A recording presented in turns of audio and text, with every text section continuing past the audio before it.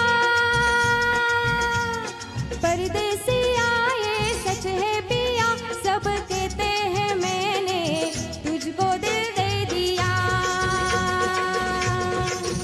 मैं कहती हूँ तूने मेरा दिल ले लिया।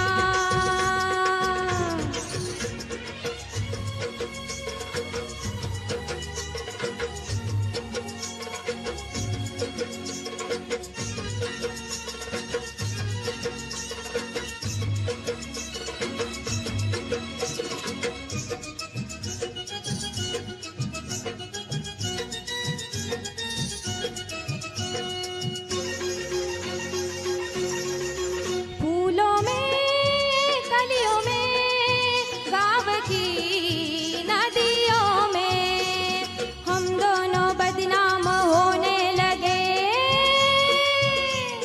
नदिया किनारे पे छत के चौबारे पे हम मिलके हंसने रोने लगे। सुन के पिया धड़के जिया, सब कहते हैं मैंने तुझको दिल दे दिया। सब कहते हैं मैंने तुझको दिल दे दिया।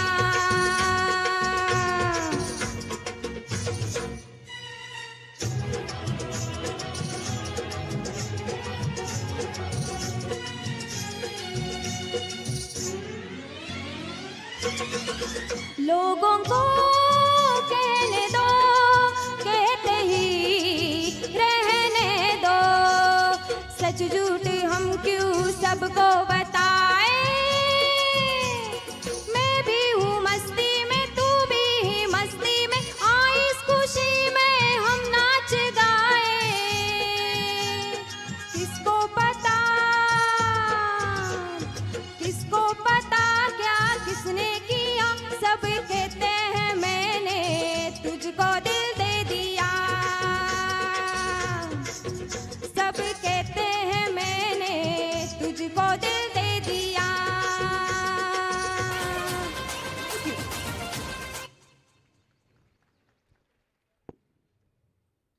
धन्यवाद नम्रता.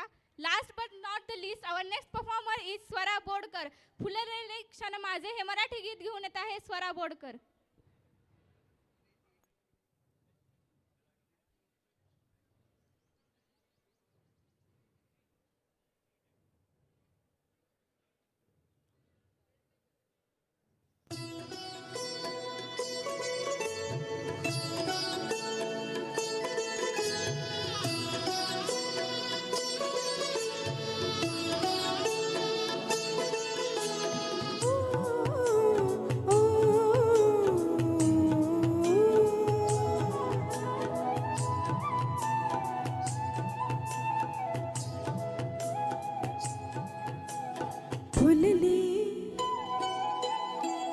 फुलले रे क्षण माझे फुलले रे.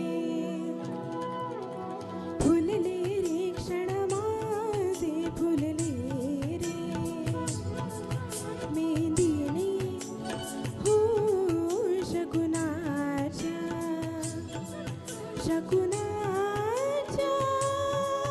मेंदीने फुलले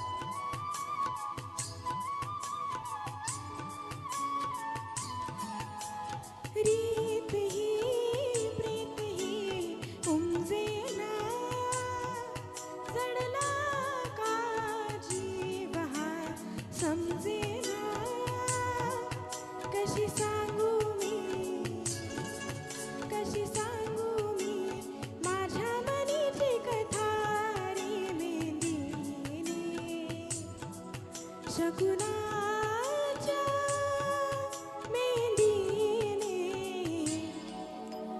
भुलले रे क्षण माझे भुलले रे खुलले रे क्षण माझे खुलले रे मेंदीने हो शकुनाच्या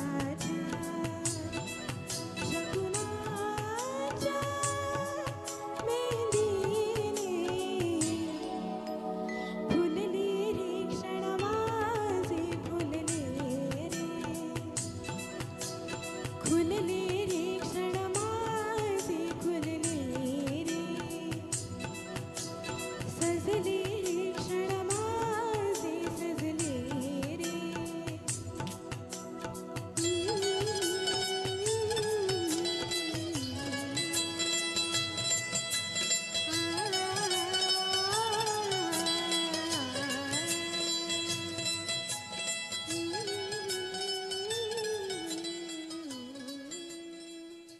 Thank you.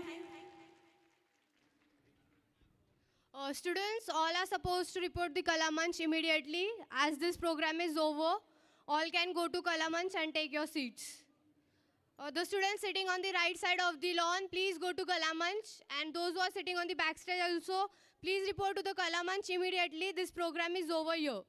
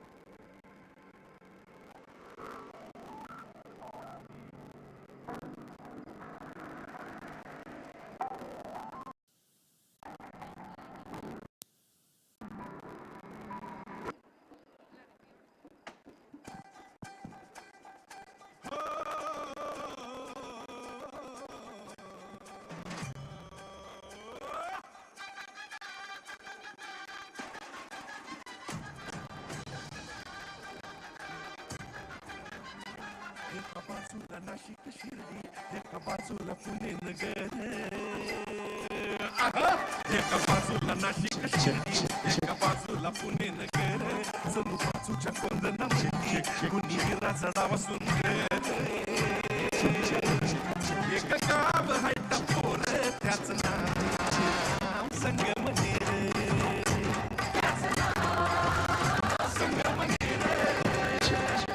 संगमनेरच्या विकासामागे कारण नाही जोहार संगमनेरच्या विकासामागे कारण नाही जोहार संगमनेरची जनताच म्हणते इस बंदे में है कुछ बात पंचा नहीं जोरा बाळासाहेब जोरा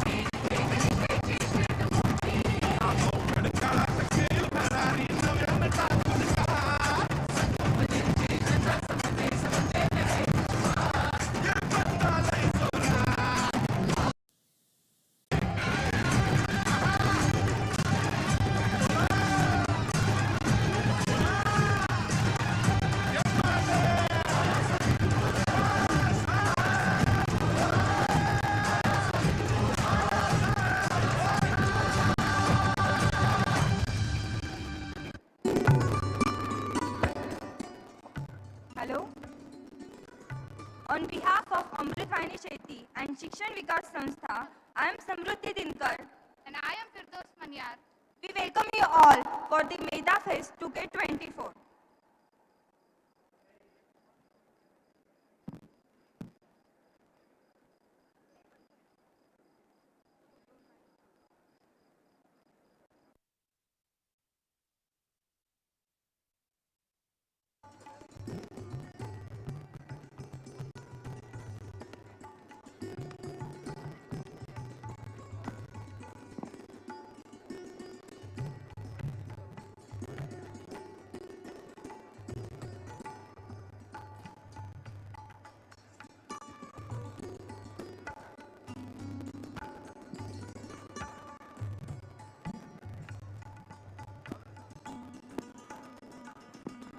Medha is the most awaited cultural fest of this year. The students have eagerly waited for Medha this year.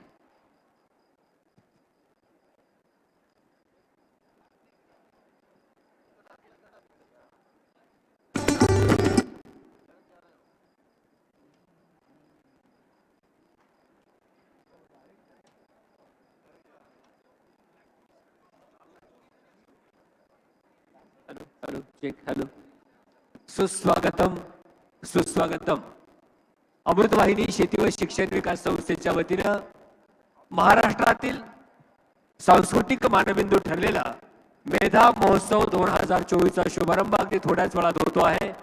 यासाठी आपल्या मार्गदर्शिका आदरणीय सौशरुता देशमुख, कॅन्सर तज्ञ डॉक्टर जयश्रीताई थोरात आणि याचे प्रमुख पाहुणे नितीनजी बानगुडे आणि डॉक्टर क्षितिज जाधव या ठिकाणी येणार आहेत.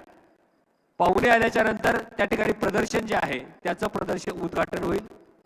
हवेत आपण दरवर्षी फुगे सोडत असतो मेधाचे. त्याच्यानंतर पाहुण्यांचं व्यासपीठावर आगमन होईल. ज्यावेळेस पाहुणे व्यासपीठावर येतील त्यावेळेस प्रचंड टाळ्यांचा कडकडाट सर्वांनी करायचा आहे. आजच्या या मेधा महोत्सवासाठी Amrutvahini engineering college, Amrutvahini polytechnic, Amrutvahini MBA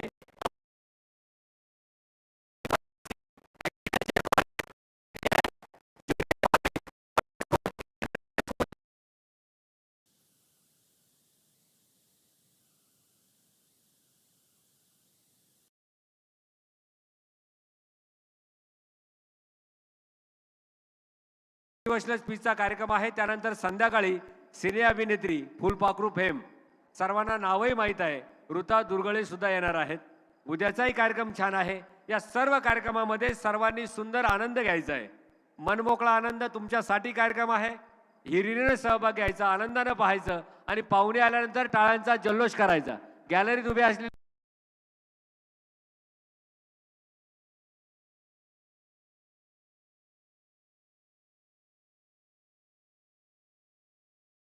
विश्वास नांगरे पाटील आणि त्याच वेळेस मला वाटतं हिंदी चित्रपट अभिनेता विवेक ओबराय आपल्याकडे आला होता. मुलांनी असा टाळ्यांचा गजर केला की आजही ते साहेबांना मुंबईत भेटला की साहेबांना सांगतात तुमचा मेधाचा कार्यक्रम आम्हाला आठवतो. म्हणजे या ठिकाणी जो पाहुणा येऊन जातो त्याच्या तो कार्यक्रम कायम लक्षात राहतो.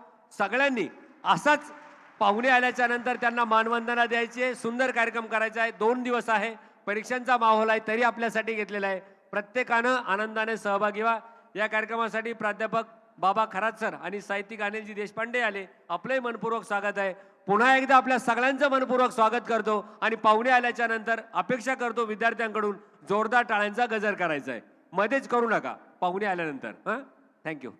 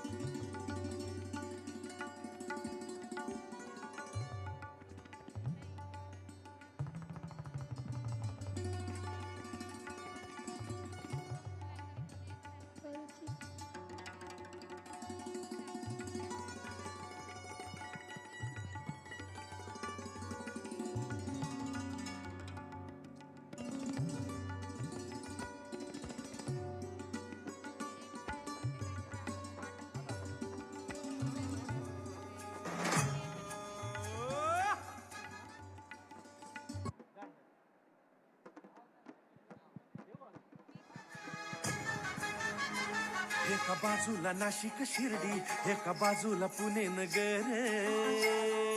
आहा! एका बाजूला नाशिक शिर्डी, एका बाजूला पुणे नगर. जणू बाजूच्या कोंदणा मंदी कुणी हिरा चढावा सुंदर. एक गाव हाय टप्पोर, त्याच नाव संगमनेर. संगमनेर, संगमनेरच्या विकासामाग कारण हाय जो हात. संगमनेरच्या विकासामाग कारण हाय जो हात. संगमनेरची जनताच म्हणते इस बंदे में है कुछ बात. ये बंदा लय जोरात. बाळासाहेब थोरात, बाळासाहेब थोरात, बाळासाहेब थोरात, बाळासाहेब थोरात.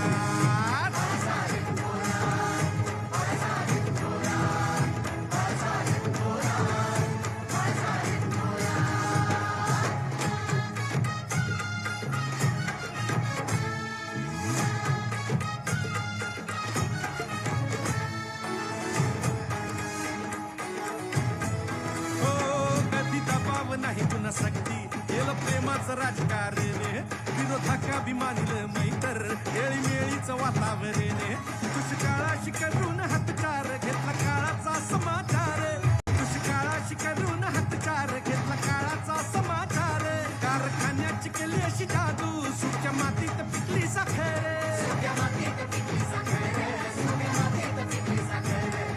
मिळाली रोटी हसवल ओठी, नशिबाची मिळाली साथ. ये बंदा लय जोरात. बाळासाहेब थोरात, बाळासाहेब थोरात.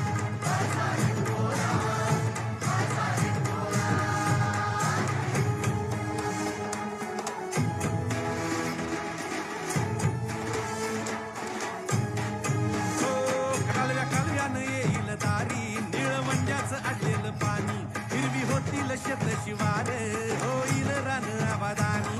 जाती भेद झाला हात पार, एक तालुका एक परिवार. विकासा आड कोण येणार, यशोधनाची सताडदार. क्रीडा संकुल पालिका कोर्ट, सगळ्या बिल्डिंगी कशा छकाक. बघा संगमनेरी विकास, एसटी स्टँड बी झाला चकाचक. राजा उसाच्या सुधा तुपाच्या नद्याच वाहती सास. ये बंदा लय जोरात. बाळासाहेब थोरात, बाळासाहेब थोरात. आहा!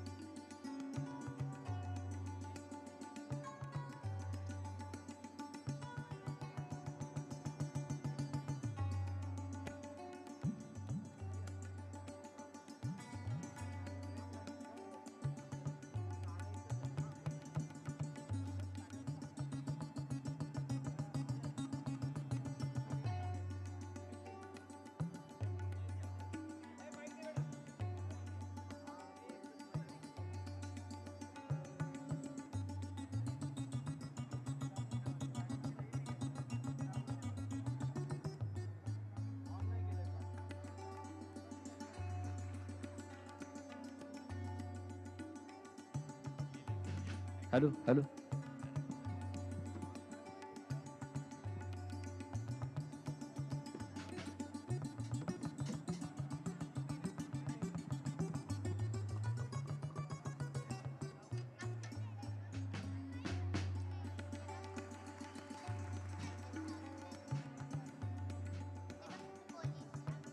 Hello check. Hello hello hello hello hello.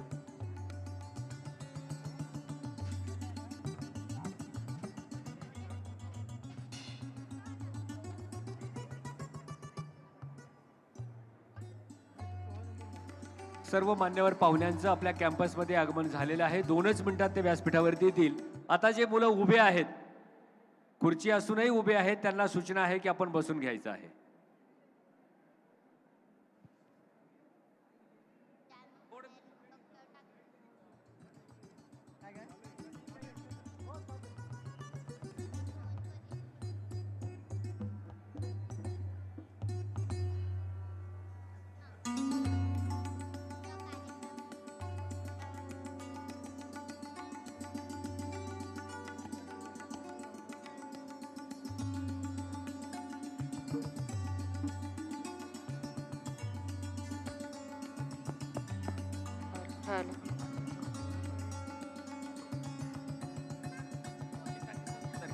Hello hello hello. Amrutvahini शेती व शिक्षण विकास संस्थेच्या वतीनं मेधा सांस्कृतिक महोत्सव 2000 या कार्यक्रमाच्या उद्घाटन प्रसंगी उपस्थित असलेले महाराष्ट्रातील सुप्रसिद्ध वक्ते माननीय प्राध्यापक नितीनजी बानगुडे साहेब, मुंबई IITचे प्रोफेसर डॉक्टर क्षितिजी जाधव, एकविराच्या अध्यक्षा आदरणीय डॉक्टर जयश्रीताई थोरात, आदरणीय सौशरोताई देशमुख आणि मान्यवरांच्या टाळ्यांच्या गजरामध्ये आपण स्वागत करूया.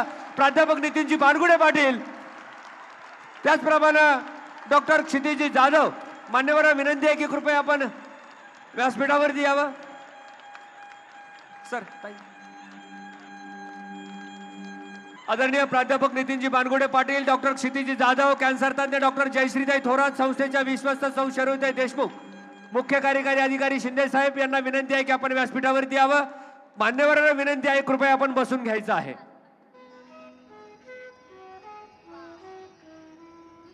सर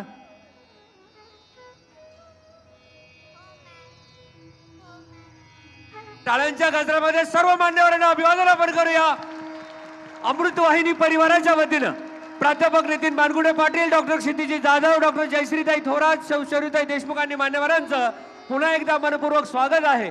आणि ज्यांची जन्मशताब्दी आहे, अमृत उद्योग समूहाचे संस्थापक थोर स्वातंत्र्य सेनानी आदरणीय दादांच्या प्रतिमेचं पूजन मान्यवरांनी करावं अशी सर्वांना विनंती आहे.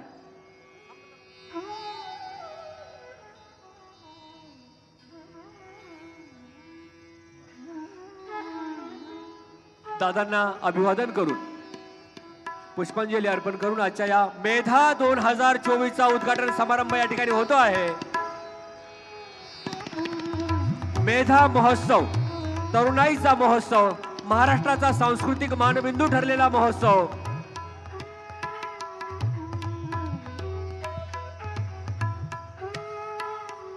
आपल्या विश्वस्तांनी ज्यांच्या मार्गदर्शनाखाली मेधा महोत्सव होतो आहे त्या आदरणीय सौशरोताई देशमुख दादांच्या प्रतिमेचं पूजन अभिवादन करतात. यानंतर कॅन्सर तज्ञ आणि संगमनेर तालुका युवक काँग्रेसच्या अध्यक्षा डॉक्टर जयाताई थोरात यांना विनंती आहे की आपण अभिवादन करावं.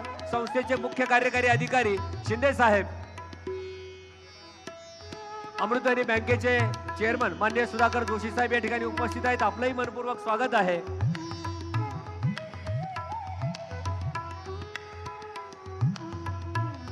धन्यवाद सर. आणि सर्व मान्यवरांना विनंती आहे सर दीप प्रज्वलनाने या कार्यक्रमाची सुरुवात आपण करत आहोत. आदरणीय पाहुण्यांच्या हस्ते मेधा 2024चं दीप प्रज्वलन करून शुभारंभ आपण करत आहोत. सन्माननीय प्राध्यापक नितीनजी बानगुडे पाटील.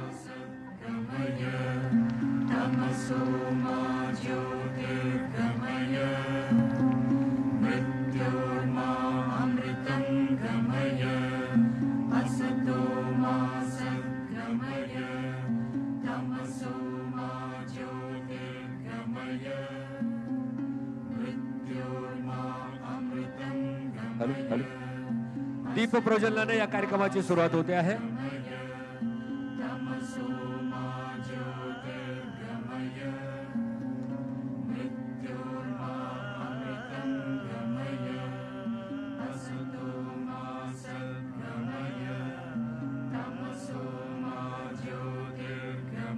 धन्यवाद सर. मान्यवरांना विनंती आहे की कृपया आपण आसनस्थ व्हावं.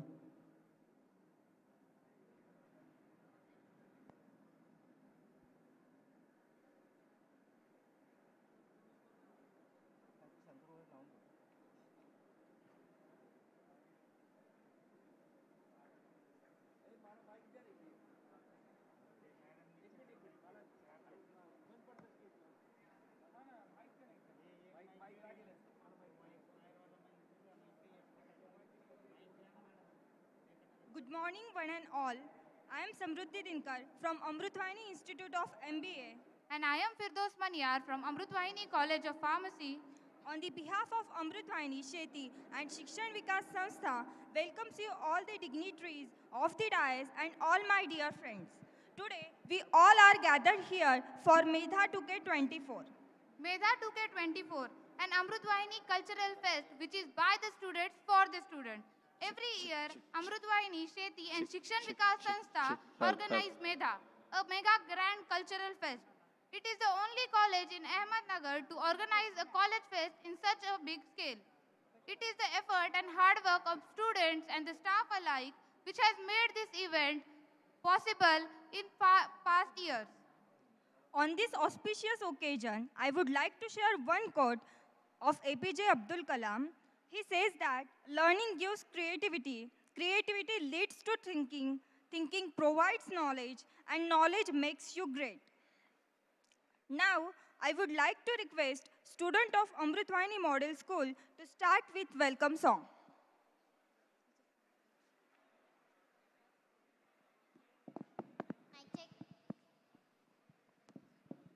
Hello.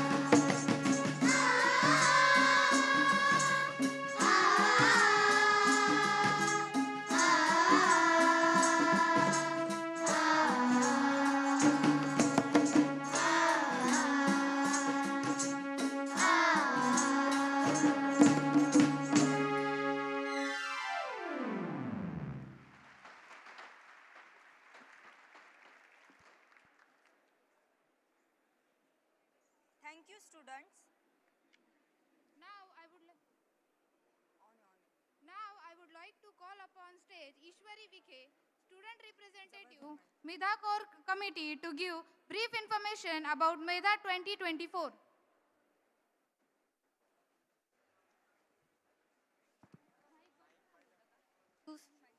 सुस्वागतम.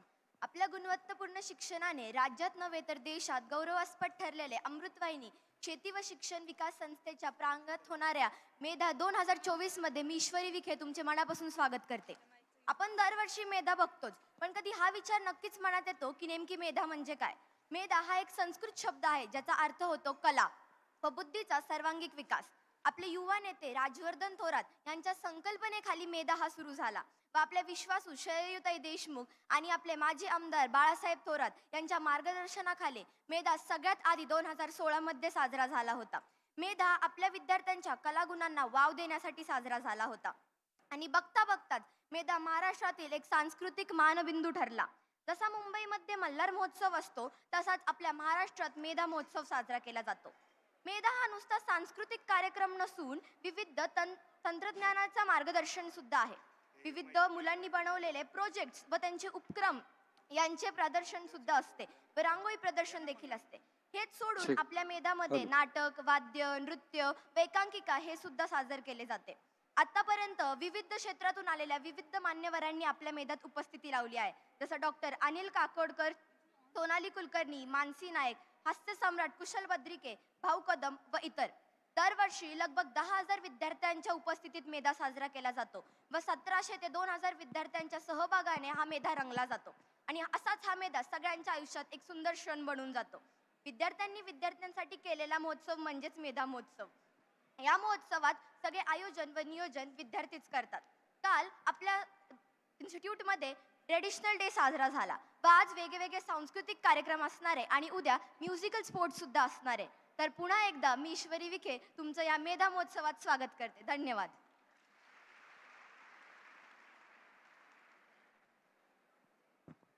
Thank you, Ishwari. Now, I would like to request Dr. Jayashree Thorat ma'am, cancer specialist and President, Youth Congress, Sangamner Taluka, to say few words about MEDHA 2024.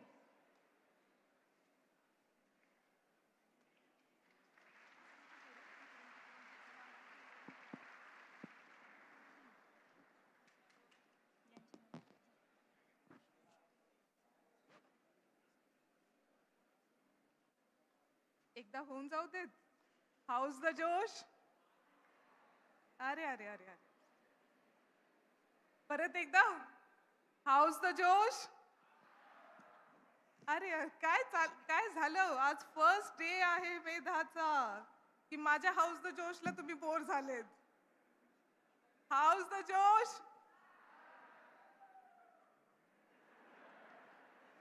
मी फक्त खाली बसलेल्यांना नाही विचारत आहे, सगळ्यांना विचारते, कारण मला माहित आहे की किती एक्साइटेड तुम्ही सगळे आहात की मेधाचा फर्स्ट डे आहे आणि मेधा आजपासून नाही, मागच्या आय थिंक 2 दिवसापासून सुरू झालेला आहे, पण फेस्ट जी आहे ती आज चालू झालेली आहे आणि तुम्ही सर्वजण खूप एक्साइटेड आहात. मी सुद्धा खूप एक्साइटेड आहे. त्याच्यामुळे परत एकदा मी म्हणणार आहे, हाऊस द जोश. ये हुई ना बात. अमृतवाहिनी शेती व शिक्षण विकास संस्था यांनी आयोजित केलेल्या मेधा युवा सांस्कृतिक महोत्सवामध्ये तुमच्या सर्वांचं मी खूप खूप स्वागत करते. या कार्यक्रमासाठी उपस्थित असलेले राज्यातील प्रसिद्ध शिवव्याख्याते माननीय प्राध्यापक नितीनजी बानगुडे पाटील, आपले IIT बॉम्बेचे प्रोफेसर डॉक्टर क्षितिज जाधव सर, आपल्या विश्वस्त सौ शरयूताई देशमुख, आपले SMBT बँकचे चेअरमन माननीय सुधाकर जोशी साहेब, आपले CEO माननीय अनिल शिंदे साहेब, आपले प्राचार्य Dhumal sir, Venkatesh sir, doctor Chavan sir, Londhe sir, Shirbhate sir, Mandakmale sir आणि सर्वच उपस्थित असलेले teachers, students, staff, non teaching, teaching staff आणि सर्वच उपस्थित असलेले आज इथे माझे विद्यार्थी आणि विद्यार्थिनी, किंवा मी म्हटलं पाहिजे युवक आणि युवती. अतिशय जोरात आपला मेधा उत्सव जो आहे तो दरवर्षी इथे साजरा होत असतो आणि दरवर्षी आपण प्रयत्न करत असतो की वेगवेगळे तुम्हाला मोटिवेट करणारे आपण असे गेस्ट बोलवले पाहिजे जे की तुमच्या लाईफमध्ये पुढे तुम्हाला उपयोग त्यांचा लेक्चर्सचा त्यांच्या व्याख्यानाचा तुमच्यासाठी झाला पाहिजे. पण मला मागच्या वर्षी लक्षात आलं की इतकं मोटिवेशन होतं, म्हणजे प्रत्येक व्याख्याता जेव्हा इथे येतात ते मोटिवेट करतात, दुसरे येतात ते पण मोटिवेट करतात, मोटिवेशन पे मोटिवेशन, मोटिवेशन पे मोटिवेशन असं आमच्या मुलांचं होतं आणि पूर्ण वर्षभर ते अतिशय मोटिवेटेड जे आहे ते राहतात आणि ते राहिलेच पाहिजे. कारण आपण ग्रामीण भागामधनं येतो, आपण शेतकऱ्यांचे मुलं आहोत, आपल्याला एवढी चांगली संधी जी आहे ती इथे भेटतीये.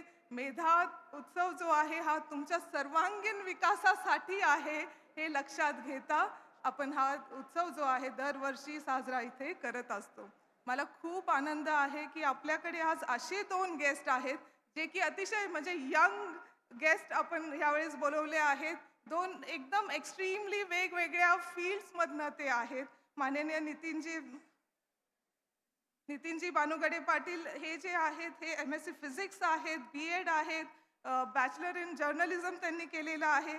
त्याचबरोबर ते ऐतिहासिक, सामाजिक, साहित्यिक, आध्यात्मिक, विज्ञान, शिक्षण आणि संत आणि महापुरुषांचे चरित्रे सुद्धा ते त्या विषयांवरती ते सर्वांना संबोधन करत असतात. त्याचबरोबर आपल्याकडे डॉक्टर क्षितिजी जाधव आहेत जे की IIT बॉम्बे आणि कोयता सेंटर ऑफ डिजिटल हेल्थ चे प्रोफेसर आहेत. आता तुम्ही विचार कराल की हे 2 एक्स्ट्रीम गेस्ट जे आहेत ते कसे एकजूट आपल्याला एकत्र करता येतील, तर मला असं वाटतं हे दोघंही मल्टी टॅलेंटेड आहेत. मी नितीन सरांविषयी तर तुम्हाला सांगितलंच, पण क्षितिज सर जे आहे ते स्वतः MBBS आहेत. त्यांनी MD इन फार्मॅकोलॉजी केली, त्यानंतर त्यांनी PhD इन न्यूरोसायन्स केलं आणि त्यानंतर ते आर्टिफिशियल इंटेलिजन्सवरती काम करतायत. म्हणजे तुम्ही विचार करा, हे दोघंही मल्टी टॅलेंटेड वेगवेगळ्या विषयावरती अतिशय म्हणजे त्यांनी एक ग्रिप जो आहे त्या वेगवेगळ्या विषयांवरती घेतलेला आहे. हेच आपल्यासाठी प्रेरणा देणारं आहे की आपण कुठेही स्वतःच्या कॅलिबरला लिमिट नाही केलं पाहिजे. आपल्याला आपल्या लिमिटेशनपेक्षा खूप खूप वरती जायचं आहे, खूप मेहनत घ्यायची आहे. एकच विषयामध्ये आपल्याला नाही तर खूप साऱ्या तुमच्या आवडीचं, तुमचं पॅशन जे काही असेल त्याच्यावरती तुम्ही फोकस केलं पाहिजे आणि नक्कीच सगळ्या विषयांमध्ये एक्सेल कराल तुम्ही, ह्याची मला खात्री आहे. कारण तुम्ही सर्वजण अतिशय मेहनती स्टुडंट्स आहात याची मला खात्री आहे. तुमच्या सर्वांना मी खूप खूप शुभेच्छा त्यासाठी देते. मला आज अजून एक गोष्ट जी आहे ती तुम्हाला तुमच्या सारख्याच एक यंग मुलाविषयी सांगायची आहे. 1924 मध्ये स्वर्गीय म्हणजे भाऊसाहेब थोरात साहेब यांचा जन्म झाला. ते 18 वर्षाचे होते तेव्हा त्यांनी म्हणजे 16 वर्षाचे असताना त्यांनी स्वातंत्र्यासाठी लढा जो आहे तो चालू केला. 18 वर्षाचे असताना ते 2 वर्ष जेलमध्ये होते. जेलमध्ये ते फक्त बसून नाही राहिले, त्यांनी अभ्यास केला.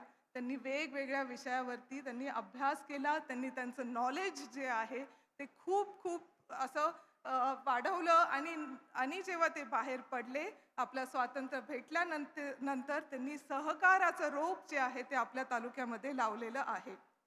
तुम्हाला सर्वांना माहीत आहे आपला सहकार जो आहे तो पूर्ण महाराष्ट्रामध्ये 1 नंबरला आहे. माहिती आहे की नाही? तुम्हाला साखर कारखाना माहिती आहे आपला? इथे किती जणांच्या घरी शेती आहे? किती जणांच्या घरी ऊस आहे? किती जणांच्या घरी दूध व्यवसाय आहे? 90% स्टुडंट्स जे आहे ते आपल्या शेतकरी फॅमिलीमधनं येतात, दूध व्यवसायाच्या फॅमिलीमधनं येतात. तुम्हाला मी आज एक गोष्ट सांगणार आहे की आपला साखर कारखाना जो आहे तो कसा उभा राहिला माहिती आहे का तुम्हाला? तर तुम्ही शांत चित्ताने माझं ऐकणार आहात का? Okay.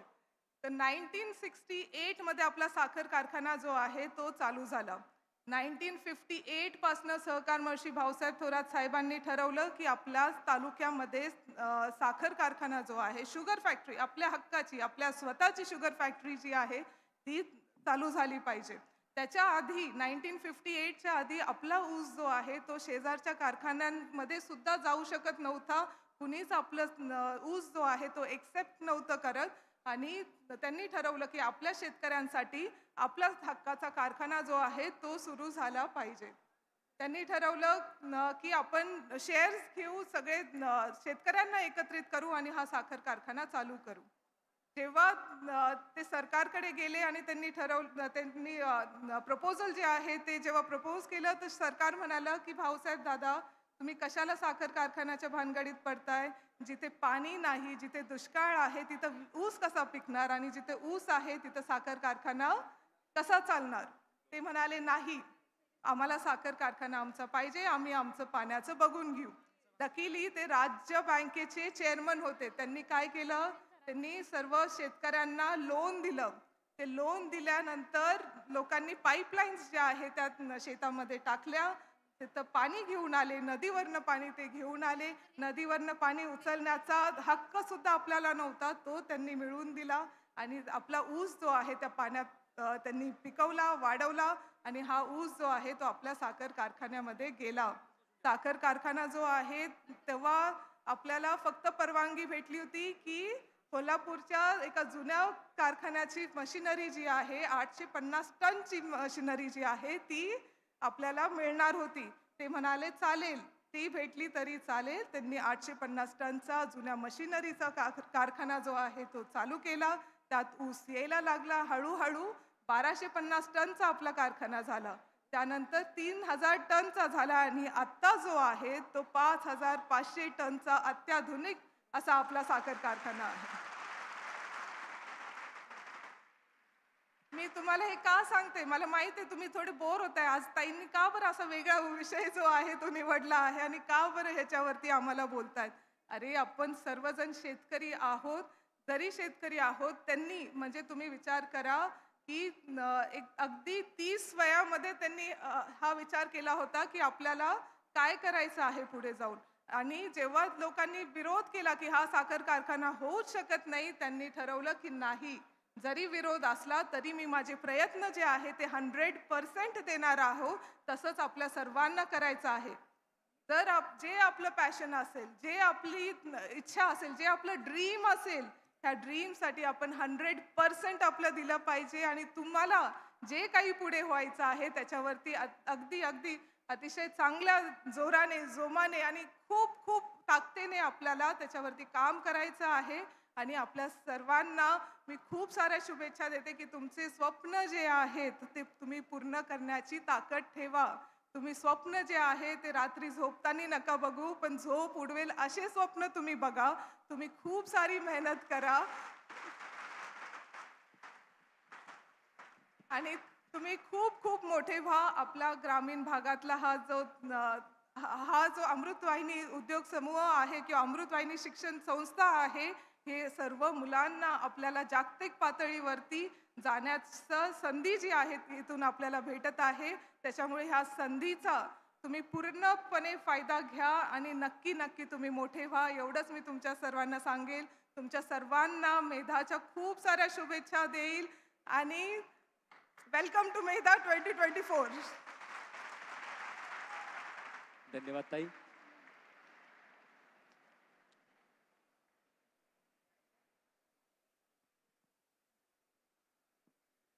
Thank you, ma'am. Now I would like to call Mr. Medhas Vaksore to introduce our esteemed guest, Professor Nitin Bangude Patil sir.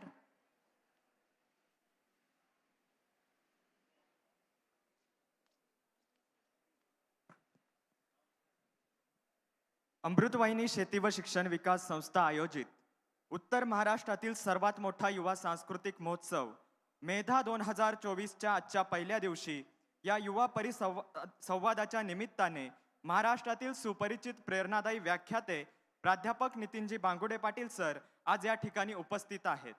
सरांचा कार्यपरिचय जर करून द्यायचा झाला तर रहिमतपूर येथील पंचक्रोशी शिक्षण संस्थेत भौतिकशास्त्र विषयाचे प्राध्यापक म्हणून साल 2000 ते 2012 या कालावधीमध्ये ते कार्यरत होते.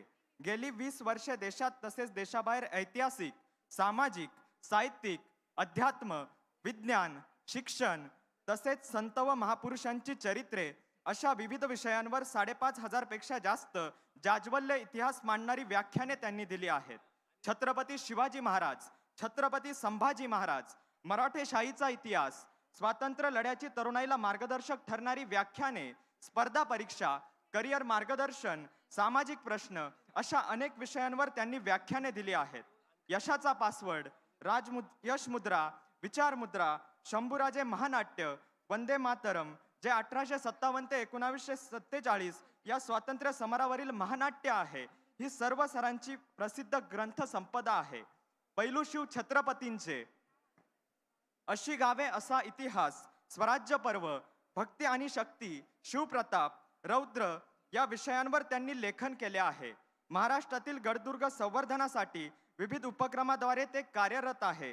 त्यांच्या या कार्याची दखल घेत विविध राज्य व राष्ट्रीय पुरस्कारांनी त्यांना गौरवण्यात आले आहेत. असे महाराष्ट्रातील सुप्रसिद्ध सुपरिचित व्याख्याते ज्यांच्या विचारांवर महाराष्ट्रातील युवक आणि युवती प्रेम करतात असे प्राध्यापक नितीनजी बांगुडे पाटील सर आपल्या सर्वांच्या मध्ये आज उपस्थित आहेत. अमृतवाहिनी परिवाराच्या वतीने मी प्राध्यापक नितीनजी बांगुडे पाटील सरांचं पुन्हा एकदा सहर्ष स्वागत करतो. मनपूर्वक धन्यवाद.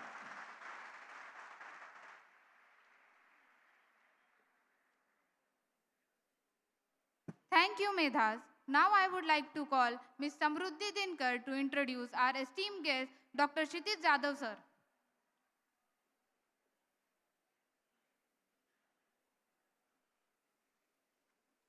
Dr. Kshitij Jadhav sir is an assistant professor of Koita Center for Digital Health. His research interest, machine learning in healthcare, long-tail data analysis, multidimensional data in healthcare, multimodal integration in healthcare. Dr. Kshitij is an assistant professor at Koita Center for Digital Health and neuroscientist with a strong focus on bringing practical ML solutions to Indian healthcare. His academic journey includes earning an MBBS and MD in pharmacology from Mumbai's prestigious medical schools, followed by PhD in neuroscience from the University of Lausanne, Switzerland, and a postdoctoral fellowship at the University of Cambridge, UK, specializing in neuroscience. Dr. Kshitij's current research interests revolve around bringing practical implementation of AI/ML solutions to Indian healthcare. As a bridge between clinicians and data scientists or engineers at Koita Center for Digital Health with diverse skill sets, he plays a pivotal role in addressing healthcare problems through interdisciplinary collaborations. Leveraging his clinical background and expertise in neuroscience, he contributes to finding data analytics and machine learning solutions to pertinent healthcare questions in India.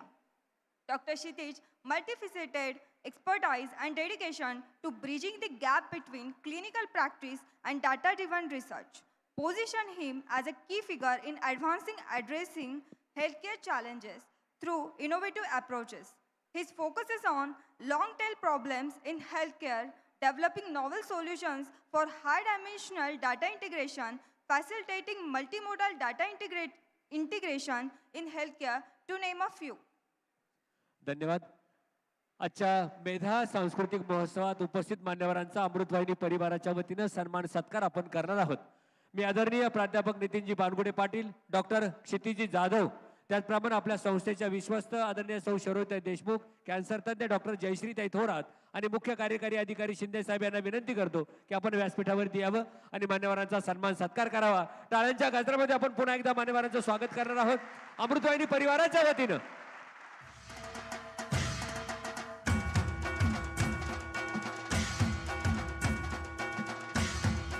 सन्मान सत्कार करण्यासाठी मान्यवरांना व्यासपीठावरती विनंती आहे.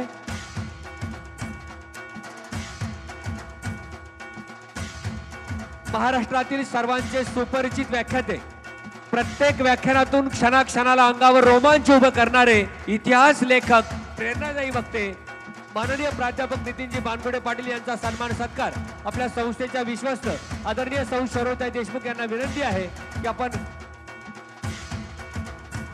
Cancer तज्ञ doctor जयश्रीताई थोरात या ठिकाणी doctor Nitin मानगुडे Patil यांचा सन्मान सत्कार करतायत. प्रचंड टाळ्यांचा गजर आपण करायचा आहे. अमृतवाहिनी परिवारामध्ये मानगुडे सरांचा सन्मान सत्कार या ठिकाणी होतोय. आदरणीय दादांचं अमृत मंथन अमृत गाथा पुस्तक जे आहे ते 5 पाहुण्यांना या ठिकाणी दिलं जात आहे.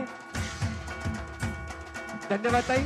यानंतर संस्थेच्या विश्वस्त आदरणीय सौ शरोताई देशमुख यांना विनंती आहे की मुंबई IITचे प्रोफेसर डॉक्टर क्षितिज जाधव सरांचा सन्मान सत्कार आपण करावा. आपल्या सगळ्यांना विनंती आहे की आपल्या क्षेत्रातील एक मोठं व्यक्तिमत्व आपल्या सर्वांच्या मध्ये आहे. टाळ्यांच्या गजरामध्ये आपण जाधव सरांचा सन्मान सत्कार करणार आहोत.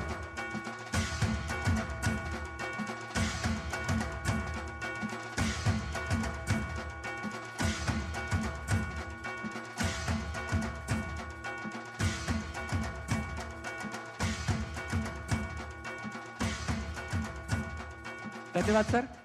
यानंतर संस्थेचे मुख्य कार्यकारी अधिकारी शिंदे साहेब यांना विनंती आहे की सातत्यानं जे आपलं मार्गदर्शन करतात आणि ज्यांची नव्यानं संगमनेर तालुका युवक काँग्रेसच्या अध्यक्षपदी निवड झाली अशा एकविरा फाउंडेशनच्या अध्यक्षा कॅन्सर तज्ञ डॉक्टर जयताईंचा सन्मान सत्कार आपल्या हस्ते व्हावा. टाळ्यांच्या गजरामध्ये आपण जयताईंचं स्वागत करायचं आहे.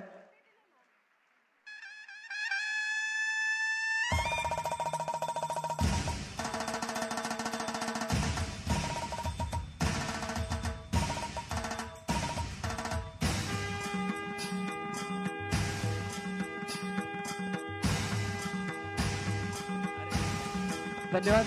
मान्यवरांना विनंती आहे की आपल्या हस्ते काही पारितोषिक या ठिकाणी ज्या ज्या विद्यार्थ्यांनी उत्तुंग यश मिळवलं या सर्व विभागांमधील सर्व शाखांमधील गुणवंत विद्यार्थ्यांचा सन्मान सत्कार आपल्या हस्ते करत आहोत. या ठिकाणी तेजस्वी हसे Tejaswini. Good afternoon, ladies and gentlemen. We are gathered here today to celebrate the achievement of our talented students. Our students not only good in academics, but also they are taking part in various curricular and co-curricular activities. They secured various prizes at university level, state level, and national, international levels also.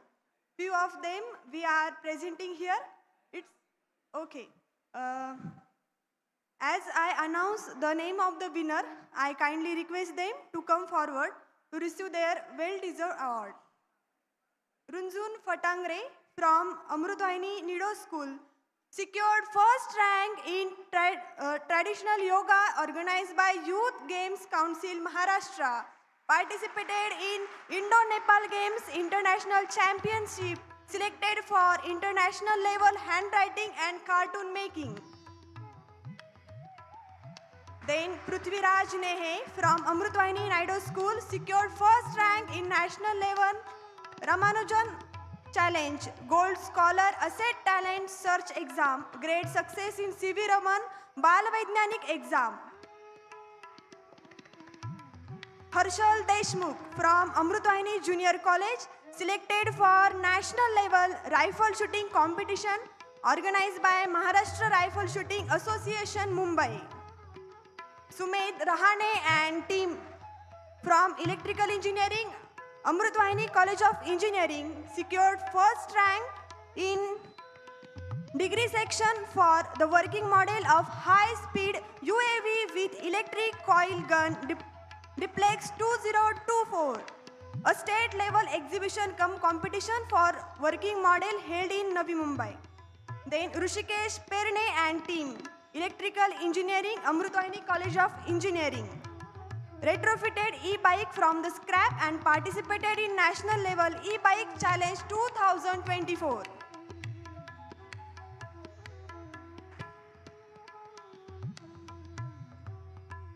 Nilesh Patil, Electronics and Computer Engineering, Amrutvahini College of Engineering, winner and receive 1 lakh seed money from Innovation from Maharashtra Student Innovation Challenge. Thank you, sir. Then I request Nitin Bangude sir to distribute further awards. Mr. Mayur Vadje and team from the Mechanical Engineering Amrutvahini College of Engineering secured first prize in a Tifon 2023 national level project competition organized by SAE India. Roshan Aglave and Rajiv Singh from Computer Engineering, AMRUTVAHINI College of Engineering, won first prize in Maharashtra State Student Innovation Challenge organized by Government of Maharashtra. Bhakti Kshatriya, Rushali Guge, Abhay Jadhav from ENTC Department from AMRUTVAHINI College of Engineering. There are 3 agri-based projects selected for Global Agricultural Festival Krishi Mahotsav held in Nashik. Miss Purnima Kandalkar and Miss Shivani Deshpande from AMRUTVAHINI B Pharmacy secured 3rd rank at the university level Avishkar. Miss Saili Zape, Mansi Aher and Madhurand Khebde Yash Gadekar from AMRUTVAHINI B Pharmacy secured 1st and 3rd rank at state level technical paper presentation competition held at RG Sapkar Institute of Pharmacy, Nashik. Karan Fortse from AMRUTVAHINI Polytechnic, runner-up in a state level chess competition.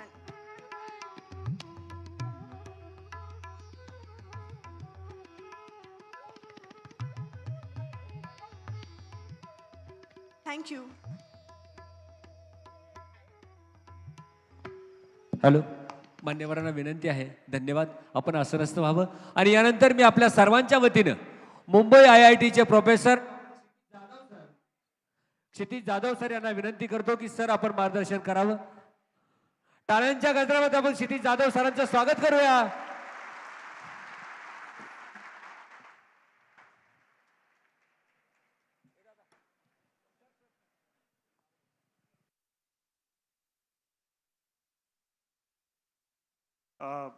I will like to thank everyone for this invitation. A few months back, a few weeks back, थोड्या दिवसाआधी doctor हसमुख यांनी मला phone केला की एक programme होतो त्यांच्या इन्स्टिट्यूट्समध्ये आणि तुम्ही जाऊन बोलाल का. तर doctor Hasmukh and I, we work very closely on several projects. So I was under this impression that it will be a small gathering. Me lectures घेतो IIT बॉम्बेमध्ये, पण एवढे मोठे लेक्चर्स घेत नाही. त्याच्या सो 1000 लोक समोर आहेत, 1000पेक्षा जास्त असतील. तर एक प्रश्न मी डॉक्टर काळेंना विचारला होता, काळे सरांना विचारला होता की कशाबद्दल बोललं पाहिजे मी, what should I speak about. You see, as a scientist, if you ask me to talk about science, it's the easiest thing for me. Like, I can speak about science and you will have to take me away from this. Yeah, okay, so Jayesh is confirming that I should talk about science. But there's one more thing that Dr. Kale asked me about, was that also talk about your journey. Because people get really confused about how this doctor ended up at IIT Bombay, right? And so a short story is that I come from a very middle class family and I have grown up very close to IIT Bombay. आणि प्रत्येक middle class आईची जी इच्छा असते की मुलाने IIT मध्ये engineering करावी, ती इच्छा मी पूर्ण नाही केली, राईट. बिकॉज माझ्या आईची खूप इच्छा होती की मी इंजिनिअरिंग करावं आणि ते पण IIT मधून करावं. आणि मी असा बंड पुकारला की नाही, माझ्या बहिणीने इंजिनिअरिंग केली आहे तर मी MBBS करणार. So this begin the series of disappointments for my parents that he does not listen to us, right? And ultimately coming back to IIT Bombay, एक गोष्ट नक्की की आईची इच्छा तरी पूर्ण झाली की मुलगा IIT मध्ये परत गेला.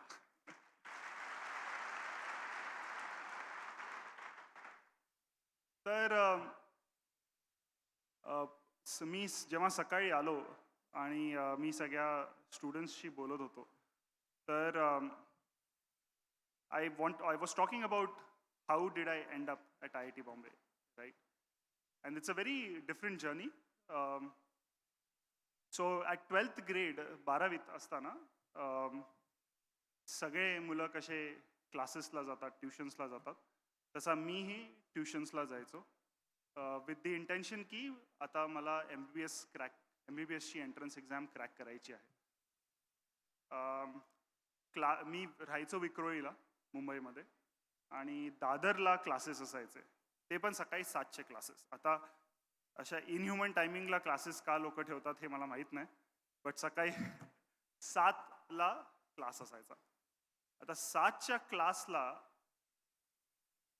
पोचायचं म्हणजे मला 5ला उठायला लागायचं. 5ला फक्त पहिल्या बसचा ड्रायव्हर आणि मी आणि थोडे स्ट्रे डॉग्स असे उठलेले असायचे, राईट. तर सकाळी उठायचं आणि विदाऊट फेल आई 2 डबे द्यायचे मला, 2 डबे द्यायचे. सकाळी नाश्ता करायचा, 2 डबे घ्यायचे. 1 वर्षासाठी त्या 2 डब्यामध्ये फक्त खिचडी असायची, कारण की that is the fastest thing to make in the morning, right. Khichdi खायची. सकाळी उठायचं, दादरला जायचं. Dadar, if you know, it is the busiest train station of Mumbai. So as soon as you go to Dadar, you feel insignificant. Like there are so many people and you are one of them, right? You are not anybody special. That is the first feeling that comes when you go to this very crowded place. And तेव्हा मला असं वाटायचं की गोष्ट अशी करावी लाईफमध्ये की आपण थोडे वेगळे दिसलो पाहिजे. And this is something that I have kept with myself for a very long time. And this is what I want to also tell the students. Look around yourself, right. Look around yourself very carefully. And then you will see that there is an average skill set. There are certain students, like suppose you are at engineering college. Almost everybody has similar skill sets, right? सगळ्यांना एक particular type of skill असतं. You should have one more skill than them. So if somebody says don't compare, I think it's a bit harsh to say that, right? You should compare, but to better yourself, not to put anybody down.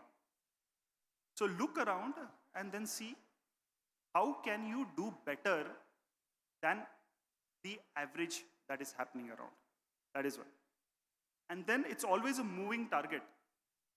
You always are trying to go towards becoming better than what you are today. And this is very important. And every day you have to be slightly better than yesterday. This is extremely important. Short term मध्ये ती improvement खूप छोटी वाटते, पण cumulative improvement over a long period of time will set you apart from the average population, right? So coming back to the story, right? 2 खिचडीचे डबे, दादरचा 7चा class, 7 ते 10चा class असायचा. आणि दादर ते सायन मला 10:10ला क्लास सुटला तर माझ्या अजूनही लक्षात आहे की एक बस पकडायची, 2 रुपये तिकीट असायचं त्याचं. एक बस पकडायची आणि सायनला जायचं, कारण की माझं ज्युनियर कॉलेज जसं अमृतवाहिनी आहे तसं माझं ज्युनियर कॉलेज सायनला होतं. आणि बसमध्ये जाताना लेफ्ट साईडला सायन हॉस्पिटल दिसायचं. आणि तेव्हा माझ्या मनात असायचं कुठे नाही तरी सायनमध्ये तरी माझं ॲडमिशन झालं पाहिजे MBBS साठी.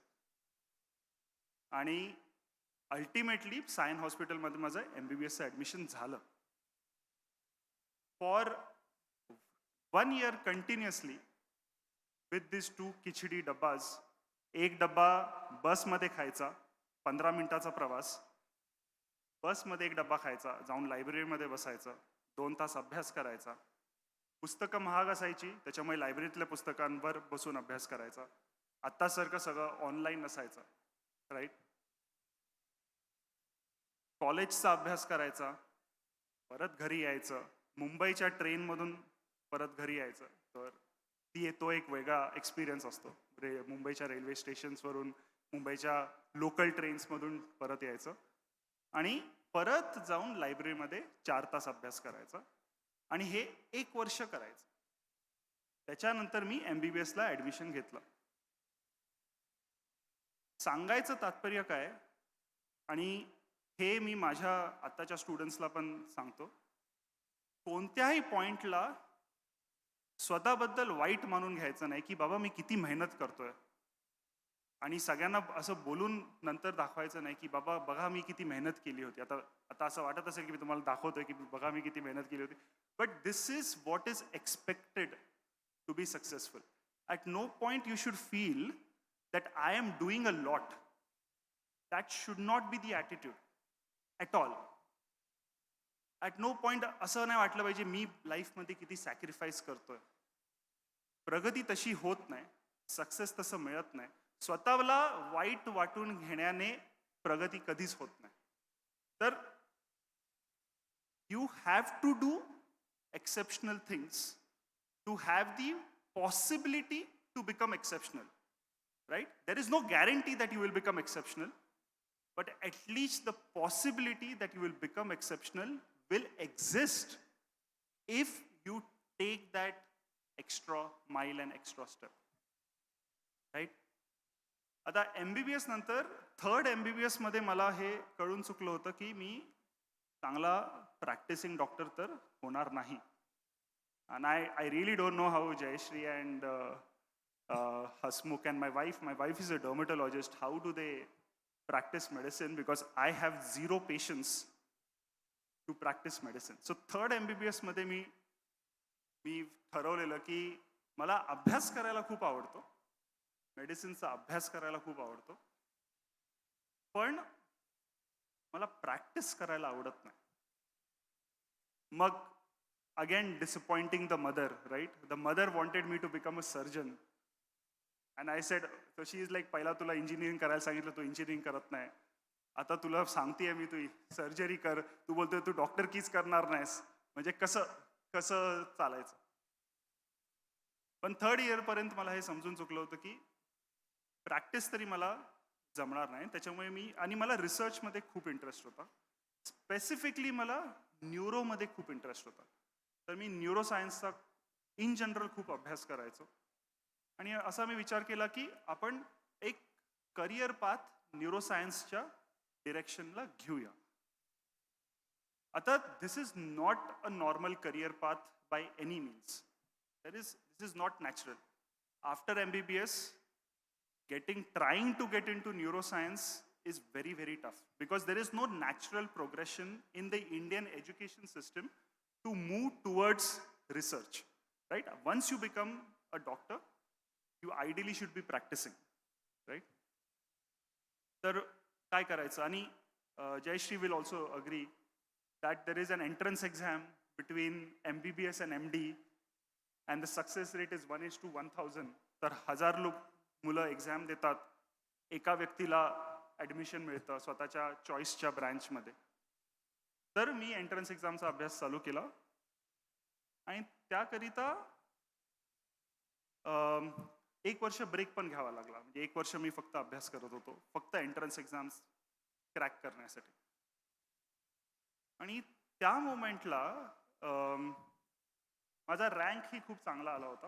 म्हणजे I would have been in any field by choice. आणि मी ठरवलं की मी MD फार्माकोलॉजी करणार. आणि MD फार्माकोलॉजी त्या वेळेला ज्यांना काही मिळायचं नाही ते MD फार्माकोलॉजी करायचं. राईट? त्याच्यामुळे जे सिनियर्स मला ओळखायचे पण नाहीत, जेव्हा रिझल्ट लागला, माझा रँक चांगला आला आणि मग मी लोकांना सांगायला लागलो मी रेडिओलॉजी वगैरे करणार नाही आहे, मी सर्जरी वगैरे करणार नाही आहे, मी फार्माकोलॉजी करणार आहे, कारण की फार्माकोलॉजीमधून काहीतरी वाट आहे रिसर्च करण्याची, असं माझ्या डोक्यात होतं. तर आपण फार्माकोलॉजी करू. तर जे सिनियर्स ज्यांना मी ओळखायचो पण नाही ते मला असं चालता चालता थांबवायचे, खूप मोठी चूक करतोयस, this is a very big mistake, don't do this, 5 वर्षाने पछतावशील. म्हणजे when you try to do something different, almost everybody will tell you that you're doing wrong. Almost everybody. There will be very few people who will understand that there is a potentiality of a positive outcome at the end of this journey. पण हट्टी मुलगा, आईचं ऐकत नाही तर मित्र सिनियर्सचं तर अजिबात ऐकणार नाही. करेक्ट? सो मी MD फार्माकोलॉजी केला आणि मला स्पेसिफिकली न्यूरोसायन्समध्ये इंटरेस्ट होता. तर मी न्यूरोसायन्सचा रिसर्च करत होतो MD फार्माकोलॉजी करताना.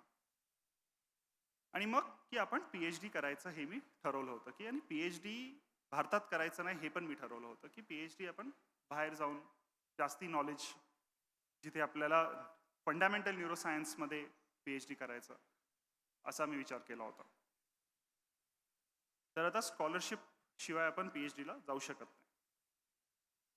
तर त्या मोमेंटला स्विस गव्हर्नमेंट एक्सिलन्स स्कॉलरशिप अशी स्कॉलरशिप अनाऊन्स झाली होती. प्रत्येक कंट्रीमध्ये 2 मुलांना ती स्कॉलरशिप मिळायची. Luckily I was one of the 2 people who got that scholarship.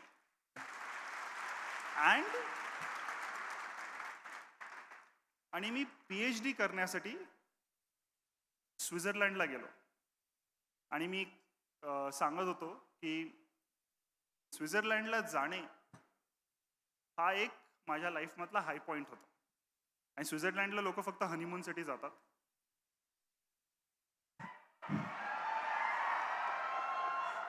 त्याच्यामुळे स्वित्झर्लंडमध्ये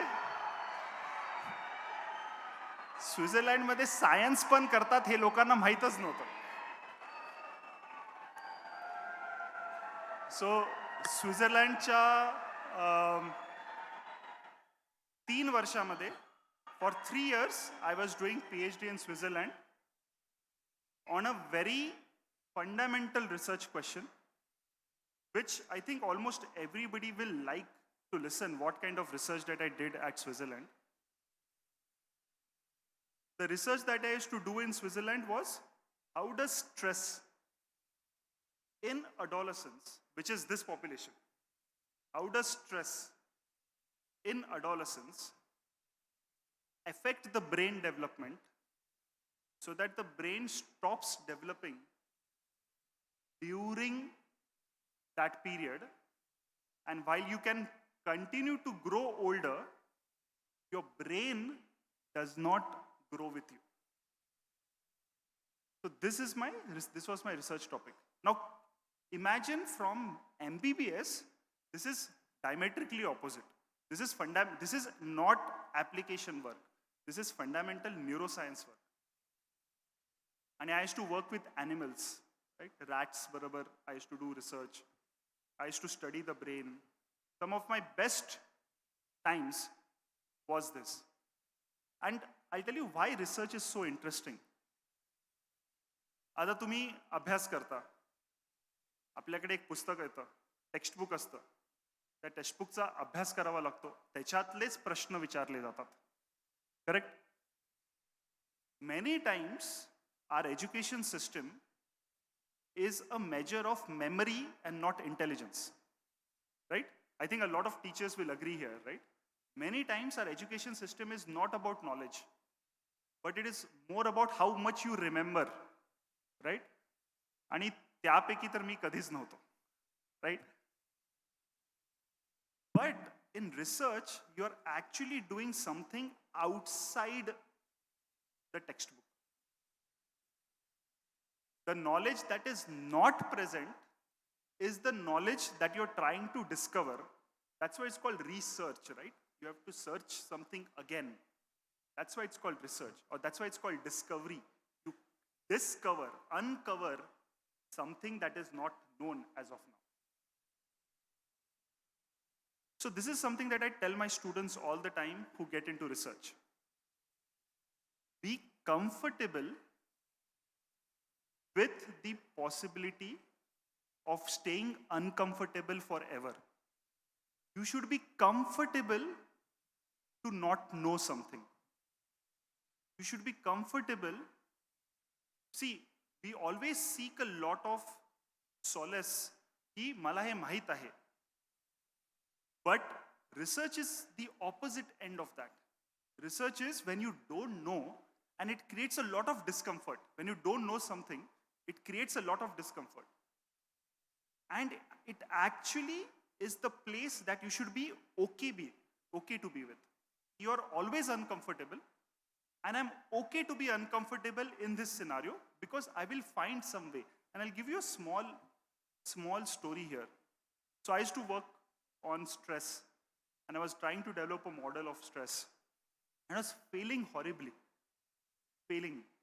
For 4 months, I had no results. And 4 months, no results in a PhD student's life is very stressful, right? Like you are, basically, there is no new work that you have done.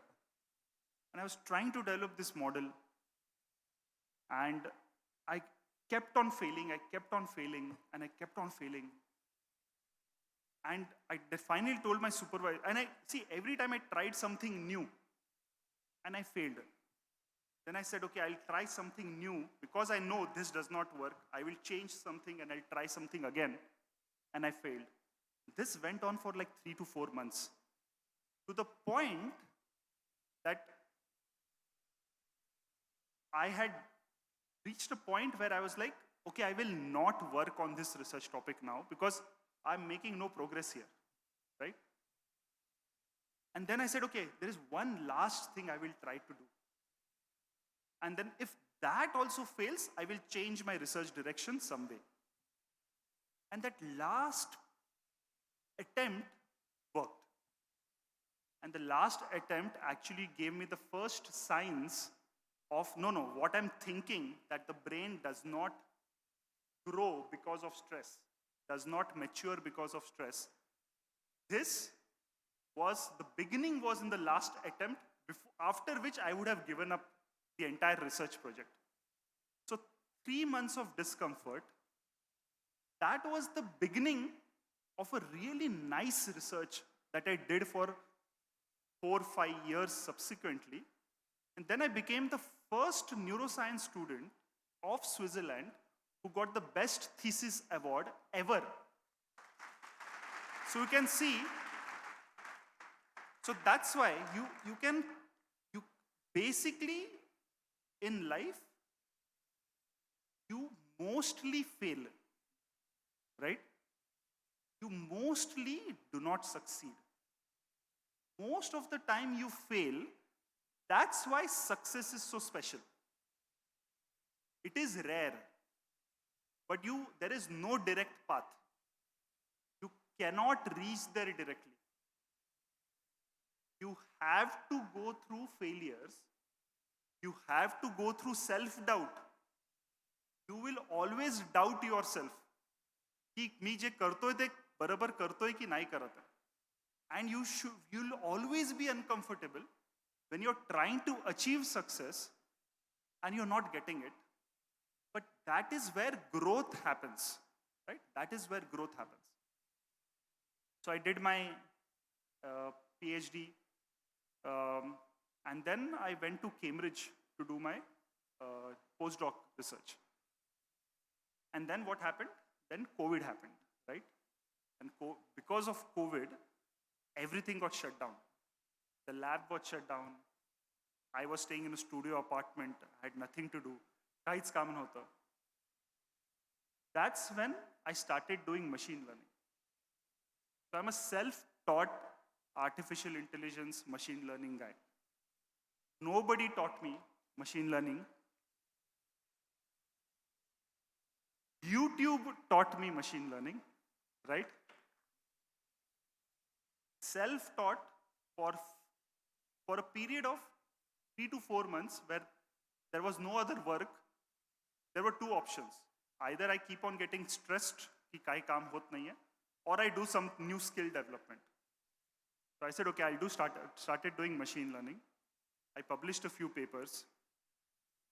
And then I was looking to come back to India. परत इंडियाला यायचं असतं.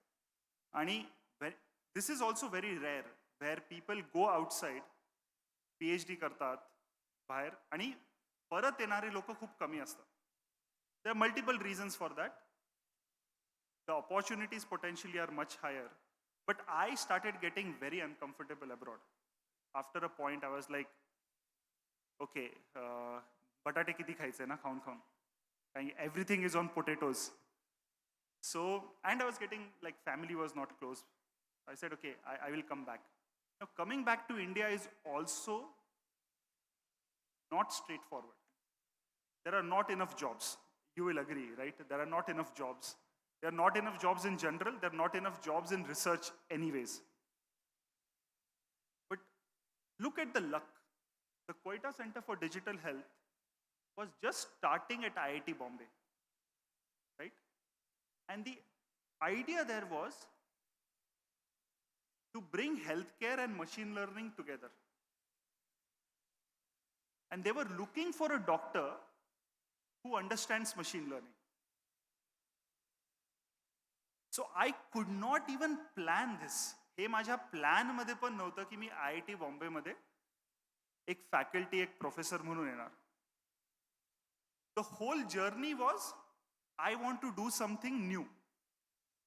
At every point I was like, okay, me MBBS केलंय पण मला काहीतरी वेगळं करायचं आहे. मग मी न्यूरोसायन्स करतो. मला ना परत काहीतरी वेगळं करायचं आहे. मग मी PhD करतो. मला ना परत काहीतरी वेगळं, मग मी आर्टिफिशियल इंटेलिजन्स मशीन लर्निंग मध्ये काम करतो. Whether this, the Quetta Center for Digital Health was not even going to open, right? There was no plan. But when I was coming back, I came back to IIT to give a talk. And I went to the most common natural progression. I went to the biosciences department. It was like, okay, neuroscience, apan bioscience la jauya. So I went and gave a talk at bioscience. They said, no, you should go to Quetta Center for Digital Health. They are looking for a doctor who understands machine learning. I became their first full-time faculty. We have yet to hire another one. We have the next one joining after a few months. But when I started doing artificial intelligence and machine learning, I had no idea that Quetta Center for Digital Health will be looking for a doctor who understands machine learning. Zero idea. So a lot of it is on faith. You have to have faith in your abilities. You have to have faith that you should be so good that good opportunities will anyways open for you. That should be the focus of every individual. You are trying to become slightly better every day. Now when I look retrospectively, right? आता मी 2004 ला विचार केला जेव्हा मी MBBS ला entry करत होतो. Every step now in retrospect looks very risky. Right? It was an unconventional decision. It could have failed. I wouldn't have been a PhD. I wouldn't be standing here. I wouldn't have been a professor at IIT Bombay. Every step was a risky decision. But at that point, I did not feel it was risky. When I was taking that decision, it was always, this is the most natural thing for me to do. So this risk-taking behavior is also very important, but controlled, right? Risk म्हणजे रस्त्याच्या मध्ये जाऊन उभं राहणे is not risky. This is stupidity, right? When you have a plan in place, but everything is not fully chalked out, but still you want to take that decision based on your faith in your own abilities and the future steps you think might work out, is the controlled risk-taking behavior that you should be willing to do. Because that's where progress happens, right? We have this saying at IIT Bombay. Why is research important? Because what we want to do is convert India from IP consumers to IP generators. We have to generate our own IP, our own intellectual property. Or else the top most industries in India are service industries, right? So they are IP consumers. But we have to convert ourselves into IP generators. And that's, given the scale of the country, itki hushar मुलं आहेत. इतकी हुशार मुलं आहेत भारतात की if everybody applies their mind, we should be in a position to accelerate, right? Now, how many of you know about ChatGPT? How many of you have used ChatGPT? Exam मध्ये cheat करायला किती जणांनी use केला? Okay? So everybody has used ChatGPT, right? More or less. So I'll tell you, if you ask, so how many of you think it is really, really smart? How many of you think it is a good tool? ChatGPT is a good tool, right? But if you ask ChatGPT, what is 2 plus 2? It will answer, it is 4. Then you can go and say, no, my wife says 2 plus 2 is 5. ChatGPT will agree with you. Yes, your wife is correct. So see, even if the technology is beautiful, it is not intelligent, right? But there is another problem that exists, that it does not have Indian context. See, it is trained on some large amount of data, and this large amount of data is not Indian data, it is the Western world data. So it can also throw wrong or non-Indian context correct information at you. So it can ask, if you can ask some culturally sensitive question, it will start talking about untouchability, or because it is trained on that data. So to counter that, not even to counter that, right? I was also trying to say that we have to become away from consumers of data or consumers of IP to generators of IP. So actually we are a bunch of faculty from different IITs came together, and we are attempting with all humility, we also say that we will fail. The first few versions will not be perfect.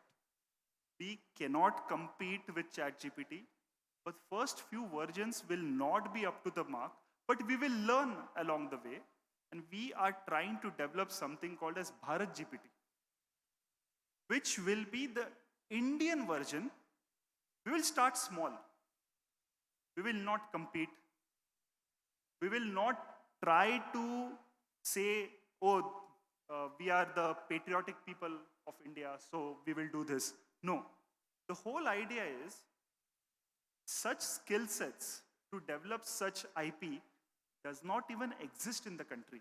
There are very few people, हातावर मोजण्या इतके लोक आहेत भारतामध्ये जे ही कामं करू शकतात. So all of them have come together. They are trying to develop. Again, with all humility, we might fail, right? But maybe the first attempt will fail. Maybe the second attempt will fail. Maybe the 10th attempt will fail. And we will not develop a huge model, we'll develop small models. At some point, we will succeed.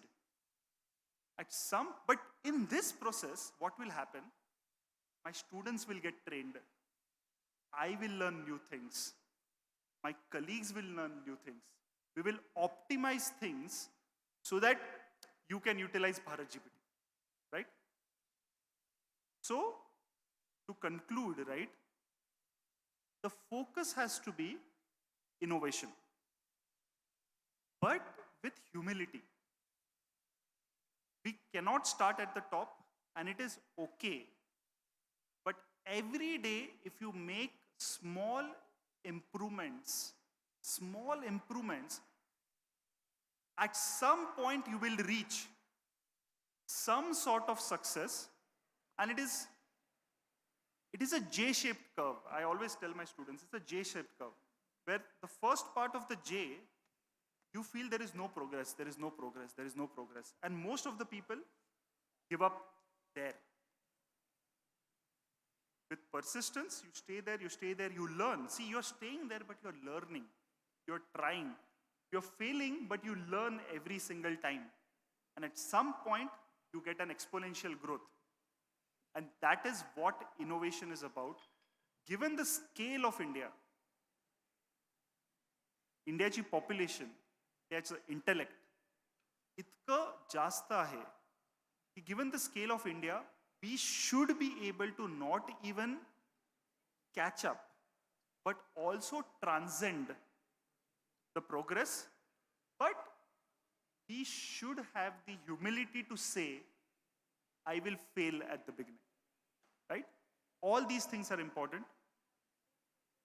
And I'll quickly end up by telling what kind of work that I do at IIT Bombay. So, doctors don't talk to engineers. Engineers don't talk to doctors, right? This is a classical problem in every part of the world, right?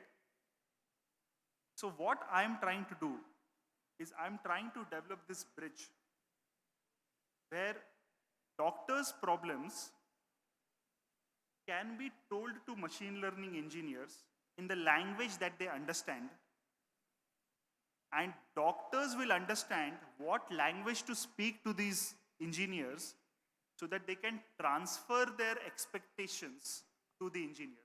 And it is not that easy, but it is really not that difficult also. So I run this course at IIT Bombay. It's called Machine Learning in Healthcare. And when I launched this course, I thought, who will come? किती जण येणार? Healthcare मध्ये IIT बॉम्बेची मुलं काय interested असणार? हा पहिला प्रश्न.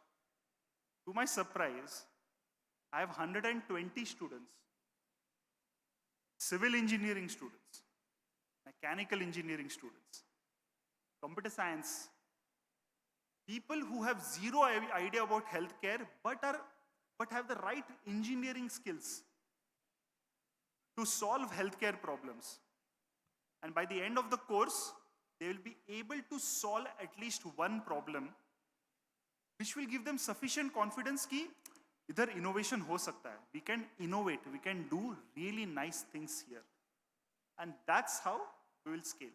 So we do two types of things. We do simple applications of machine learning problems, but we also develop fundamental new algorithms. So the project with Dr. Hasmukh is actually, we're developing new algorithms to address a question that a patient with a particular cancer, which treatment to give, will be entirely data driven. Nobody is doing it except us. So that's what I talk about IP generation, right? You actually generate new knowledge. Finally, it's very, very nice and very kind of everyone to have invited me. And I am looking forward to seeing a lot of success from AMRUTVAHINI School of Institutes. And we could take a few questions if needed. Yeah. Thank you, sir. Thank you, sir. If anyone have any question related to research, can stand up and ask the question.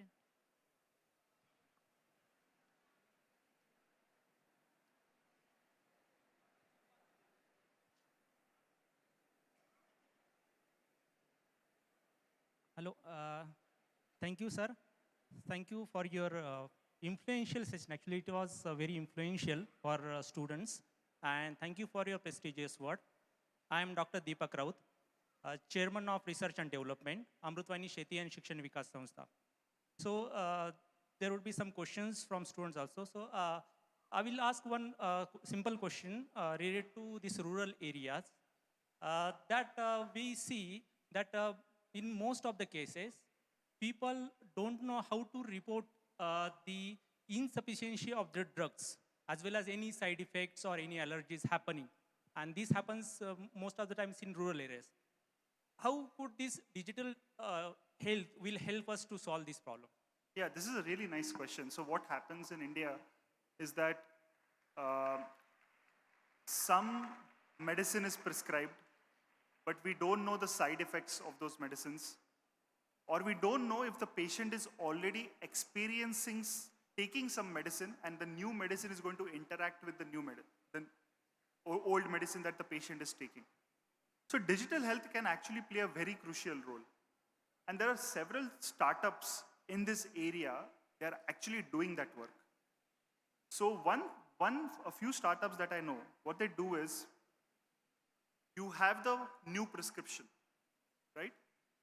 Now, I can quickly tell you how it becomes a engineering problem, right?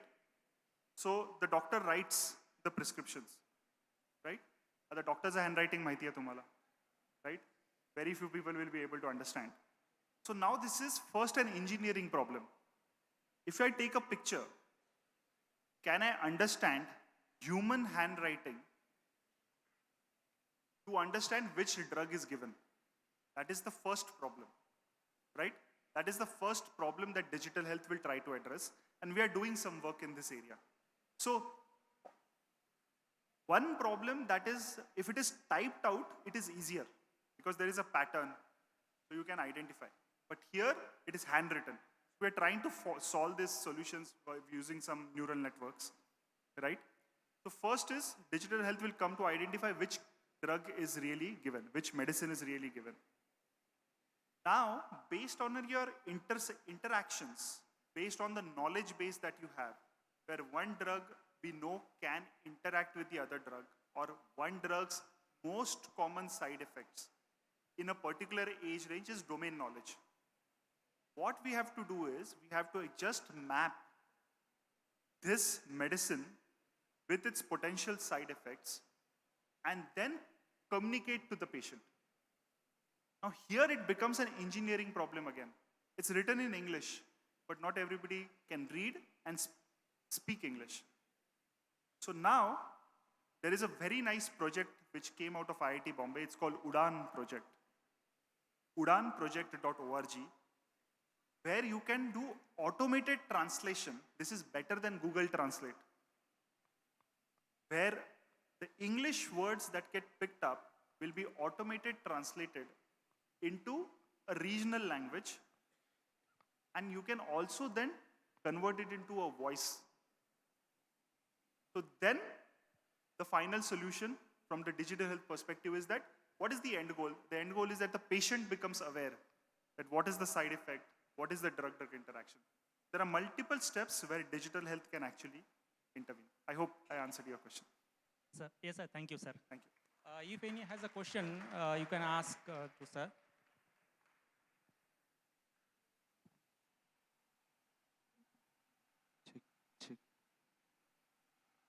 Hello. Hi. Thank you, sir, for sharing your wonderful journey with us. I am Ganesh Bharaskar from AMRUTVAHINI College of Pharmacy. I am currently working for the drug delivery to lung diseases. The problem is that there is several limitations for the animal. Cannot hear you well. There are several limitations to use the animals for the experiment in lung diseases or especially in cancer diseases.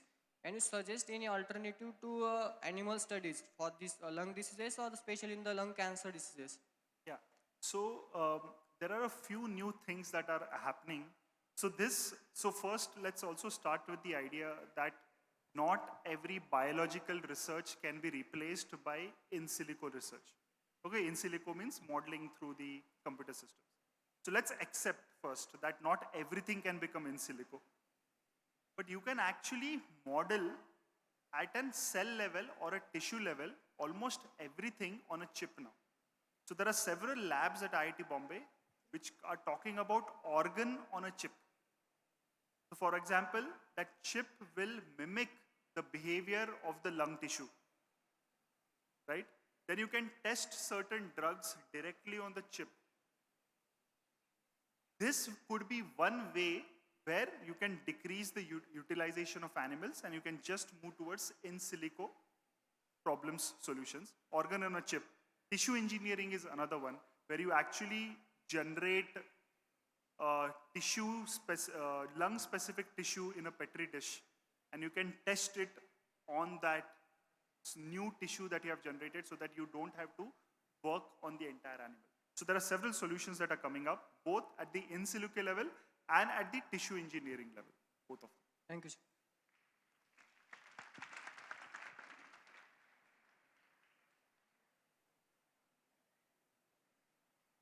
So, sir, thank you. First of all, it was really a very great session. So, sir, currently I'm developing a formulation which contains herbal drug and it is for anti-cancer activity.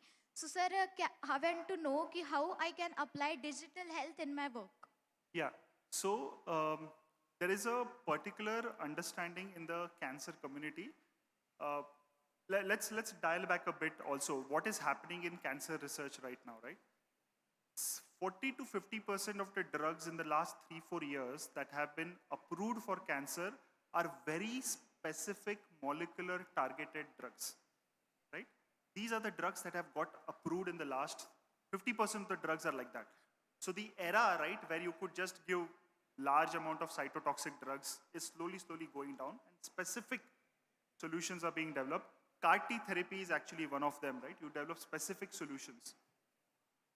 Now, herbal solutions are a mixture of several active agents, right? For example, let's look at Vidania somnifera, ashwagandha. It has a lot of alkaloids called withanolides, right? Withanolide A, withanolide B. How digital health can help here is actually we now know the molecular structure of withanolides.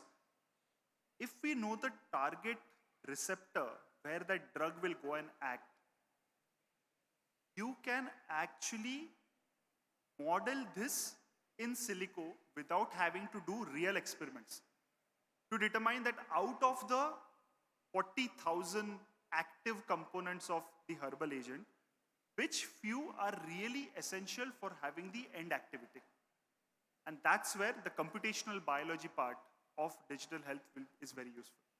So I hope that answers. Yes, sir. Thank you, sir.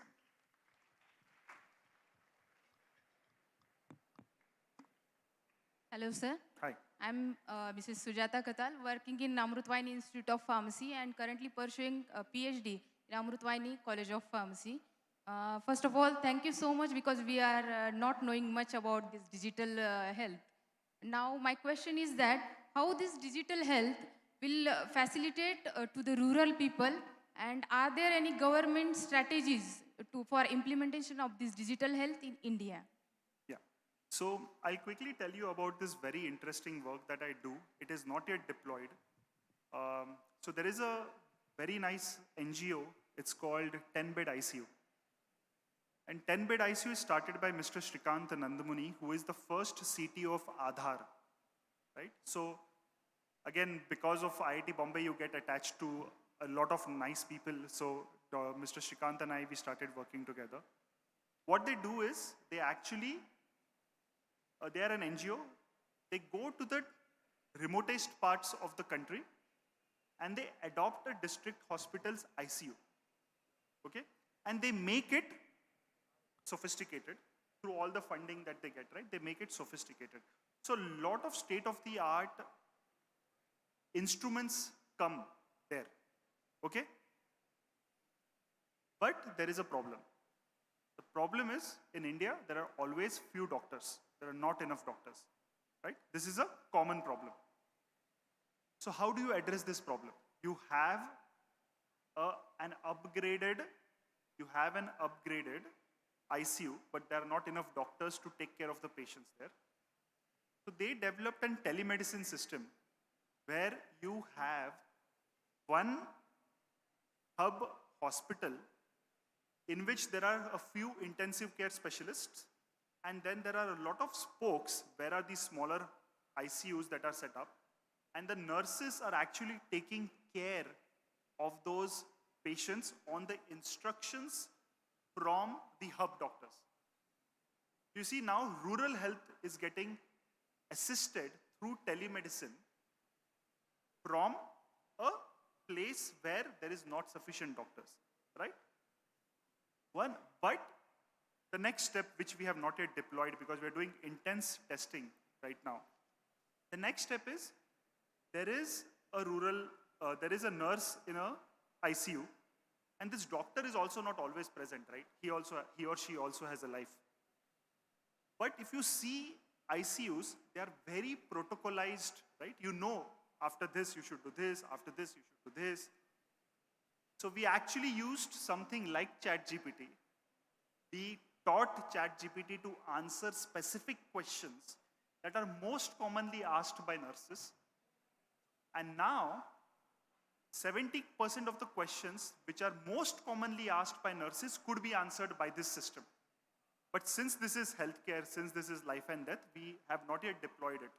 But there's a lot of innovation happening to permeate the rural parts of the country, and digital health is making a path for that, yeah. Thank you, sir.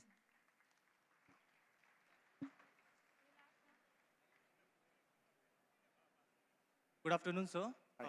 Like you talked about being IP producers and not IP consumers, I would like to ask how we, the students of AMRUTVAHINI, can become Bharat GPT producers and not consumers. Like you started a course to teach your students. How can we achieve those courses, or how can we collaborate with you, sir? Yeah, so this is a very nice question. So IIT Bombay has a very nice internship program. Every year, actually, internships are floated. Students apply. They get matched to so I have a few interns not from IIT Bombay.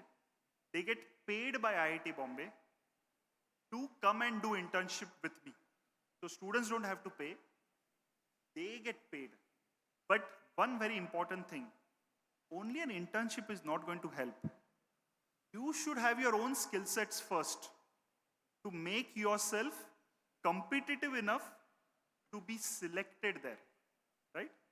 So you continue to do your grassroots work, and whenever these internships get floated, and they get floated every year, you can, and there are 700 faculty at IIT Bombay. Every faculty is eligible to get one, right? That could be a way to get involved with the IIT Bombay faculty. Second is, after your engineering, you can do an MS or MTech at IIT Bombay or any other good IITs or most of the IITs to get involved. See, progress is very slow, very insidious. If you look very closely, you will not even see progress is happening or not. So then, but if you keep on doing that, you should be in positions where you can start doing cutting edge research. Now let's end the fantastic session of question and answer. Thank you, sir, Thanks for a lot. that. Thank you very much. It was fantastic. एकदा जोरदार टाळ्यांनी स्वागत करायचंय संशोधक शास्त्रज्ञ doctor क्षितिज जाधव सरांचं. अत्यंत सुंदर मार्गदर्शन आपल्या सर्वांना डॉक्टर क्षितिज जाधव सरांनी केलं. पुन्हा एकदा आपले मनपूर्वक आभार. आणि यानंतर सायन्स मधून आपण आता महाराष्ट्राचा ज्वलंत इतिहास जे सातत्यानं रोमारोमांत उभा करतात ते महाराष्ट्राचे व्याख्याते माननीय प्राध्यापक नितीनजी बानगुडे पाटील सरांना विनंती आहे की आपण मार्गदर्शन करावं. प्रचंड टाळ्यांच्या गजरामध्ये आपण बानगुडे सरांचं स्वागत करणार आहोत. व्यासपीठावर येण्याची बानगुडे सरांना विनंती आहे. टाळ्यांचा गजर आपण करायचा आहे.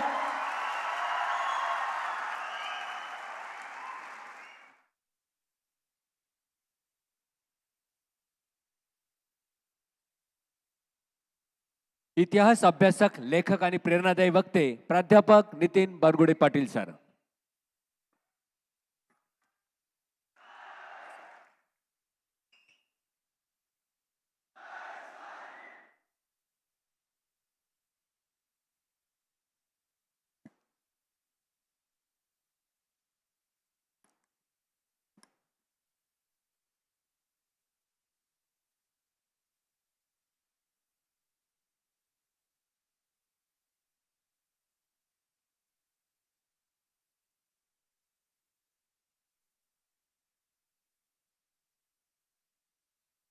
अमृतवाहिनी, बस नाम ही काफी है.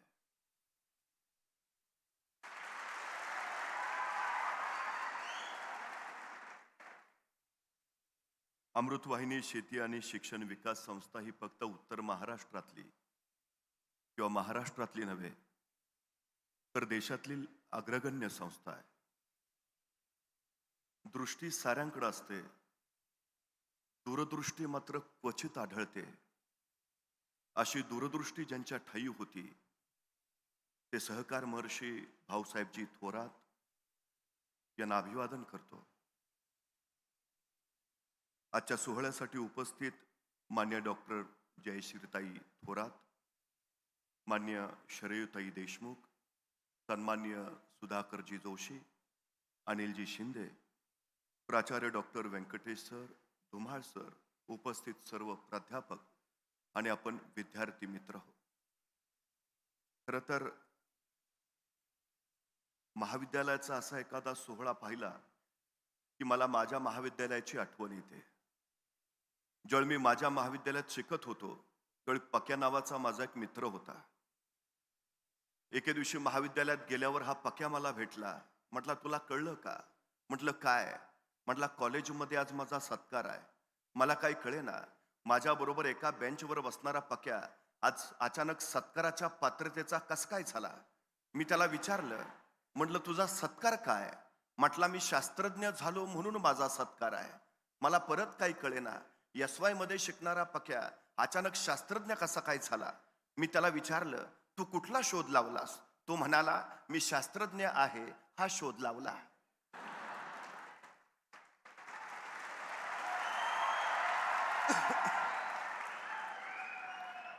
पण महाविद्यालयात सत्काराची तयारी चालू होती, त्यामुळे विश्वास ठेवणं भाग होतं. मी त्याला खोदून विचारलं, बाबर तू कुठला शोध लावला? तू शास्त्रज्ञ कसा झाला? त्यावर तो मला म्हणाला, माझं नाव काय? म्हटलं पक्या. पक्याचं उलट काय? म्हटलं कॅप. कॅप इंग्रजी शब्द आहे, त्याला मराठीत काय म्हणतात? म्हटलं टोपी. टोपीचं उलट काय? म्हटलं पिटो. पिटो हिंदी शब्द आहे, त्याला मराठीत काय म्हणतात? म्हटलं मारा. माराचं उलट काय? म्हटलं रामा. कोण आहेत? म्हटलं श्रीराम. देव आहेत. देवचं उलट काय? म्हटलं वदे. वदे संस्कृत शब्द आहे, त्याला मराठीत काय म्हणतात? म्हटलं बोले. आणि बोलेचं उलट काय? म्हटलं लेबो. तर लेबो हे शास्त्रज्ञाचं नाव आहे आणि ते माझ्या नावापासून सुरू झालंय, म्हणून मी शास्त्रज्ञ.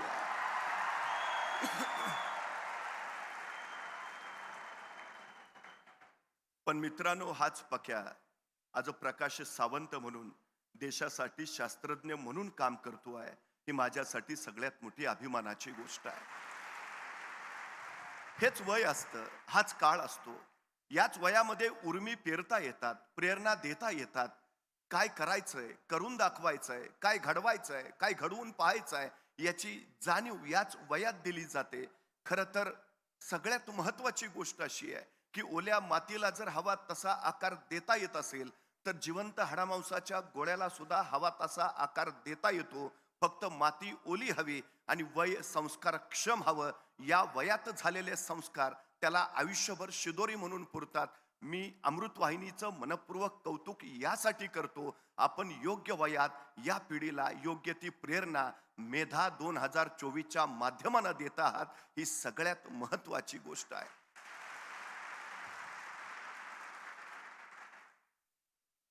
खरं तर एक गोष्ट आपण लक्षात ठेवली पाहिजे,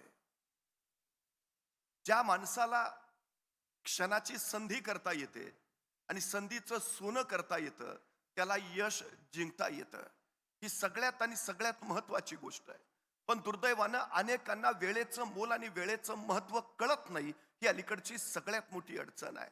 वेळ काही लोकांना पुरत नाही तर काही लोकांचा सरत नाही. वेळ साठवता येत नाही, वेळ घड्याळ बंद करून वाचवता येत नाही, वेळ गोठवता येत नाही, वेळ कुणाला उसना देता येत नाही किंवा वेळ कुणाकडून उधार घेता येत नाही. वेळ एकदाच हाताशी येतो, ज्याला त्याचा उपयोग करता येतो तो यशस्वी होतो. ही सगळ्यात महत्वाची गोष्ट आहे. 5 वर्षाचं महत्व जर तुम्हाला माहिती करून घ्यायचं असेल तर निवडणुकीत पराभूत झालेल्या एखाद्या उमेदवाराला विचारा, 5 वर्ष किती महत्वाचे असतात. एका वर्षाचं महत्व जर तुम्हाला माहिती करून घ्यायचं असेल तर नोकरीनं मिळालेल्या एखाद्या बेरोजगार युवकाला विचारा, 1 वर्ष किती महत्वाचं. तो वर्षाच्या महिन्याच्या पगाराचा आकडा काढेल, सांगेल माझं वर्षाचं एवढं नुकसान झालं. त्यावेळी आम्हाला कळेल एका वर्षाचं महत्व. एका महिन्याचं महत्व जर तुम्हाला माहिती करून घ्यायचं असेल तर मातृत्वाच्या वाटेवर असणाऱ्या एखाद्या स्त्रीला विचारा, 9 महिन्यातला 1 महिना सुद्धा किती महत्वाचा. मग कळेल आम्हाला एका महिन्याचं महत्व. एका आठवड्याचं महत्व जर तुम्हाला माहिती करून घ्यायचं असेल तर एखाद्या साप्ताहिकाच्या संपादकाला विचारा, 1 आठवडा किती महत्वाचा. एका दिवसाचं महत्व जर तुम्हाला माहिती करून घ्यायचं असेल तर मजुरीनं मिळालेल्या एखाद्या बेरोजगार युवकाला विचारा, 1 दिवस किती महत्वाचा. मजुरी अभावी खोपटातली चूल ज्यावेळी पेटत नाही आणि चुलीतली आग ज्यावेळी पोटात पेटते त्यावेळी तो सांगेल तुम्हाला 1 दिवस किती महत्वाचा. एका तासाचं महत्व जर तुम्हाला माहिती करून घ्यायचं असेल तर जगजेते अलेक्झांडरला जाऊन विचारा. जगाचा बादशाह होता, जगाचा सम्राट होता, पण मृत्यूशाहीवर पडला होता आणि आपल्या वैद्याकडे केविल वाणी प्रार्थना करत होता की फक्त एक तास, फक्त 1 तास मला जगवा. त्या जगजेते अलेक्झांडरला विचारा, 1 तास किती महत्वाचा. एका मिनिटाचं महत्व जर तुम्हाला माहिती करून घ्यायचं असेल तर अमेरिकेच्या वर्ल्ड ट्रेड सेंटरवर ज्यावेळी विमान हल्ला झाला, तो विमान हल्ला होण्यापूर्वी त्या इमारतीतनं फक्त 1 मिनिट आधी सुरक्षित बाहेर पडलेल्या एखाद्या इस्माला विचारा, 1 मिनिट किती महत्वाचा. आणि एका सेकंदाचं महत्व जर तुम्हाला माहिती करून घ्यायचं असेल तर ऑलिम्पिकमध्ये एका सेकंदासाठी सुवर्ण पदक हुकलेल्या एखाद्या धावपटूला विचारा, एक सेकंद किती महत्वाचा. मग सेकंदा, मिनिटात, तासा, दिवसाचं मोल जर एवढं असेल, तर आमच्या वाट्याला आलेल्या आमच्या आयुष्याचं मोल आणि महत्व किती असेल हा सगळ्यात महत्वाचा विषय आहे. ज्याला स्वतःच्या वेळेचं मोल कळालं, त्याला स्वतःच्या आयुष्याचं महत्व कळालं, ही सगळ्यात महत्वाची गोष्ट आहे. आज भारत हा जगातला सगळ्यात तरुण देश मानला जातो. भारताचं सरासरी वय आज 28 वर्ष आहे.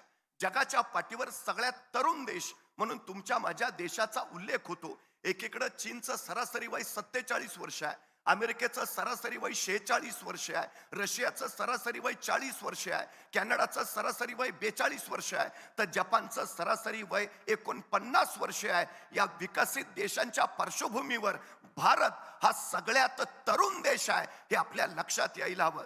दुसरीकडे 15 ते 18 वर्ष या वयोगटात या देशात तब्बल 10 कोटी लोकसंख्या आहे आणि 15च्या आत 36 कोटी लोकसंख्या आहे. म्हणजे 18 वर्षाच्या आत या देशामध्ये 46 कोटी लोकसंख्या आहे. या 46 कोटी लोकांना, मुलांना जर योग्य शिक्षण मिळालं, जर त्यांना स्किल्ड बनवण्यात आलं, तर या देशाला महासत्ता होण्यापासून कुणीही रोखू शकत नाही. ही सगळ्यात मोठी वस्तुस्थिती आहे. पण आज दुसरा विषय असा आहे की या 46 कोटी मुलांच्या शिक्षणाची नेमकी व्यवस्था काय आहे?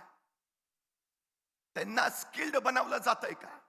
आज देशामध्ये 42% तरुण बेरोजगार आहेत, त्यांना नोकऱ्याच नाहीत. जॉबलेस ग्रोथ हे देशापुढच्या अर्थव्यवस्थेचं सगळ्यात मोठं संकट असतं.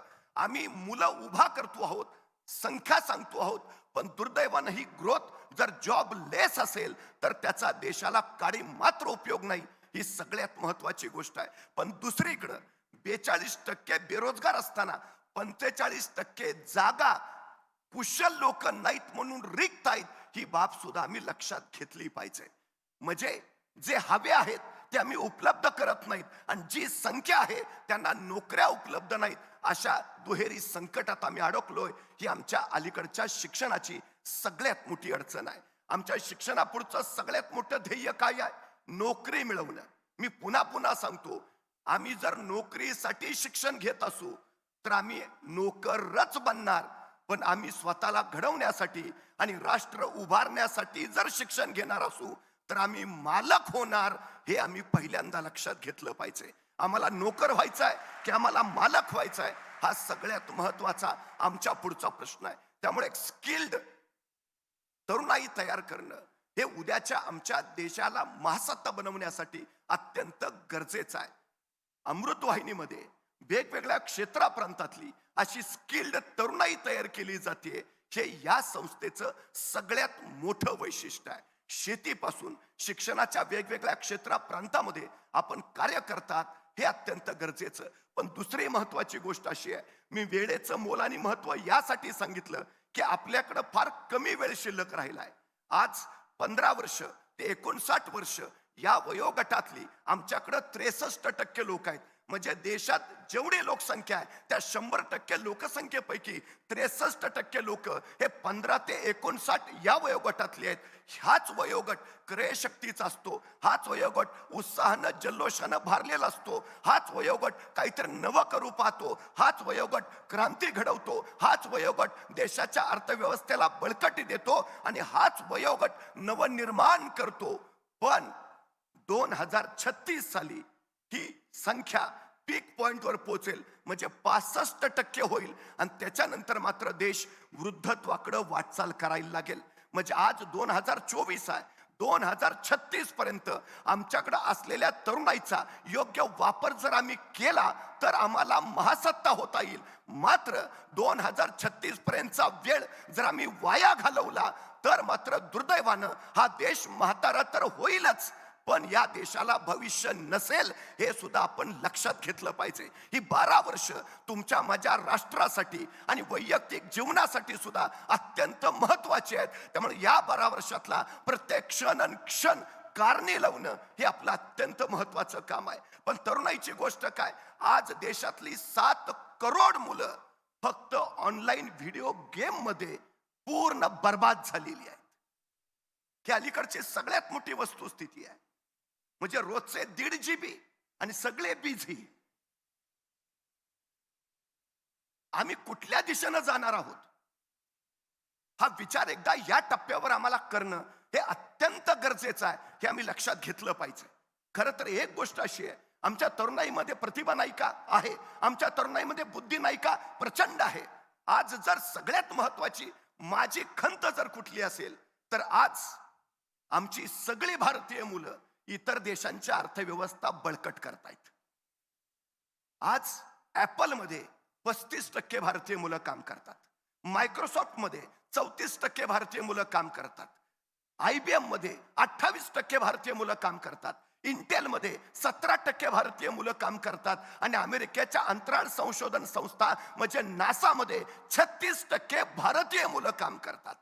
मग ते इतका प्रचंड इनोव्हेशन त्या त्या क्षेत्रात देतात. ही मुलं या देशासाठी ते इनोव्हेशन का देऊ शकत नाहीत हा सगळ्यात महत्वाचा प्रश्न आहे. म्हणजे इथं त्यांना संधी मिळत नाही का? इथं त्यांना ते कार्य करता येत नाही का? का त्यांना देशाबद्दल प्रेम नाही? आपल्या ज्ञानसंपदेचा वापर इतर राष्ट्रांच्या विकासासाठी ते जर करत असतील तर आम्ही आमची पिढी कुठल्या दिशेनं घेऊन चाललो आहोत याचं चिंतन मंथन होणं हे अत्यंत गरजेचं आहे. हे सगळ्यात महत्वाचं. आमच्या शिक्षण क्षेत्रापुढे सगळ्यात महत्वाचे प्रश्न आहेत ते हे. दुर्दैवानं आमच्याकडं जीवशास्त्र शिकवलं जातं पण जीवनशास्त्र शिकवलं जात नाही. आमच्याकडं चित्रकला शिकवली जाते पण चरित्र कला शिकवली जात नाही.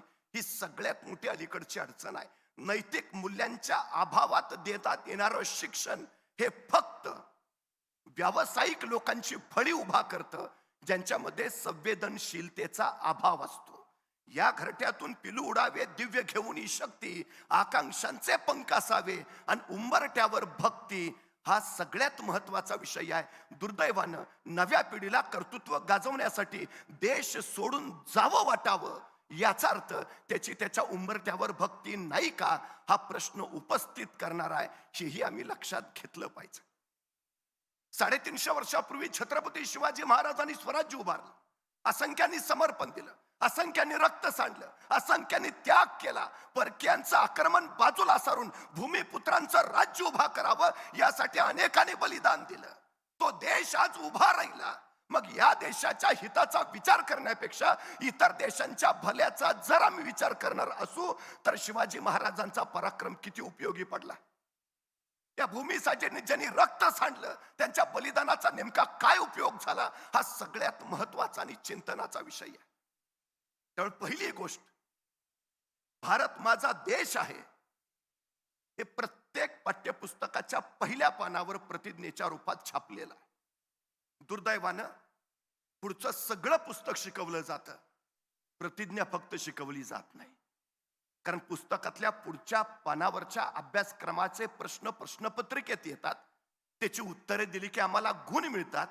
पण प्रतिज्ञावर एकही प्रश्न विचारला जात नाही, त्याला कुठलाही गुण नाही. सबब प्रतिज्ञा शिकवलीच जात नाही. ही आमची अलीकडची सगळ्यात मोठी अडचण आहे.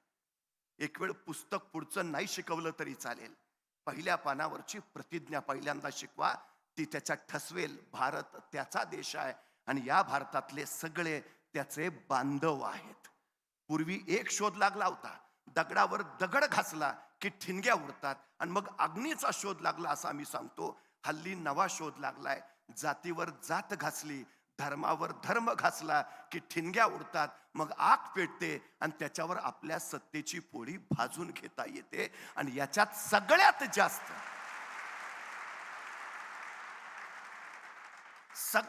जास्त पुढं असतो तो माझा तरुण असतो. ही सगळ्यात मोठी अडचण आहे. का महत्वाची आहे प्रतिज्ञा? हे सगळे बांधवच आहेत हे त्याला एकदा कळू द्या. त्याची क्रयशक्ती, त्याची विद्वत्ता, त्याची बुद्धिमत्ता, त्याची प्रतिभा नको त्या गोष्टीकडे वळवली जाते आणि तो जे विलक्षण करू शकतो त्याच्यापासून त्याला लांब नेलं जातंय. ही गोष्टही सध्याच्या वर्तमानातली आपण लक्षात घेतली पाहिजे. एक साधा विचार आहे, तुम्हाला निर्णय घेता येतो? आत्ताच्या पिढीची सगळ्यात मोठी अडचण आहे, त्यांच्यात निर्णय क्षमता नाही. सगळ्यात मोठी अडचण. तुम्हाला माहिती आहे चंद्रावर पहिलं पाऊल कुणी ठेवलं? नील आर्मस्ट्रॉंग. खरंच नील आर्मस्ट्रॉंग चंद्रावर पहिलं पाऊल ठेवणार होता का हो? याचं उत्तर आहे नाही. चंद्रावर पहिलं पाऊल ठेवणार होता एडविन सी अल्डारिन. तो चंद्र मोहिमेचा प्रमुख होता, अमेरिकेचा वैमानिक होता, स्पेस वॉकिंगचा त्याला अनुभव होता. तो चंद्र मोहिमेचा मुख्य पायलट होता आणि त्याच्या सोबतीला दिला होता नील आर्मस्ट्रॉंग. तो को पायलट होता, तो अमेरिकेचा नौसैनिक होता, त्याला स्पेस वॉकिंगचा अनुभव नव्हता. अपोलो यांच्यावेळी चंद्रावर पोहोचलं त्यावेळी नासाच्या स्पेस सेंटरवरनं पहिला संदेश गेला, पायलट फर्स्ट. आणि एडविन सी अल्डारिन पुढे झाला आणि चंद्रावर पाय ठेवायच्या आधी त्याच्या मनात प्रश्नाचा गोंधळ सुरू झाला. मी चंद्रावर पाय ठेवला आणि त्या वातावरणात मी जळूनच गेलो तर? मी चंद्रावर पाय ठेवला आणि मी त्या गुरुत्वाकर्षणानं कुठं खेचलाच गेलो तर? मी चंद्रावर पाय ठेवला आणि कुठं भरकटलोच तर? तो या विचारातच अडकला. तोपर्यंत स्पेस सेंटरवरनं दुसरा संदेश आला, को पायलट नेक्स्ट. आणि नील आर्मस्ट्रॉंग पुढे झाला आणि कुठलाही विचार न करता त्यांनी चंद्रावर पहिला पाय ठेवला.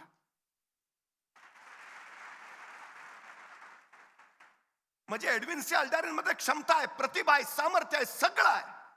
फक्त त्याला योग्य वेळी निर्णय घेता आला नाही. म्हणून तो या सगळ्या कीर्तीपासून बाजूला फेकला गेला.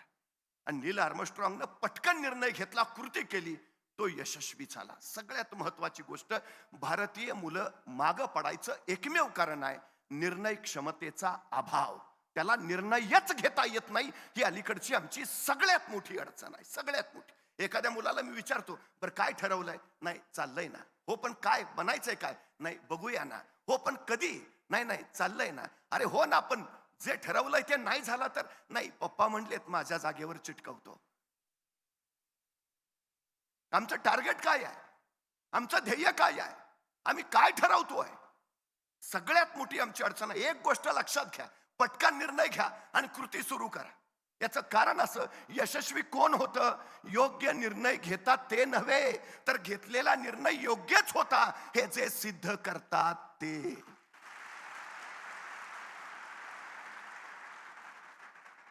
त्यामुळे निर्णय योग्याला यशस्वी व्हाल आणि चुकला अनुभव घ्याल, अडचण काय आहे, तोटा कुठं आहे, पण पटकन कृती. त्याच्यासाठी सगळ्यात महत्वाचं आहे तुमचं ध्येय. ते काय ठरवलंय तुम्ही, काय करायचंय तुम्हाला? छत्रपती शिवाजी महाराजांचा सतत जागर करतो आम्ही.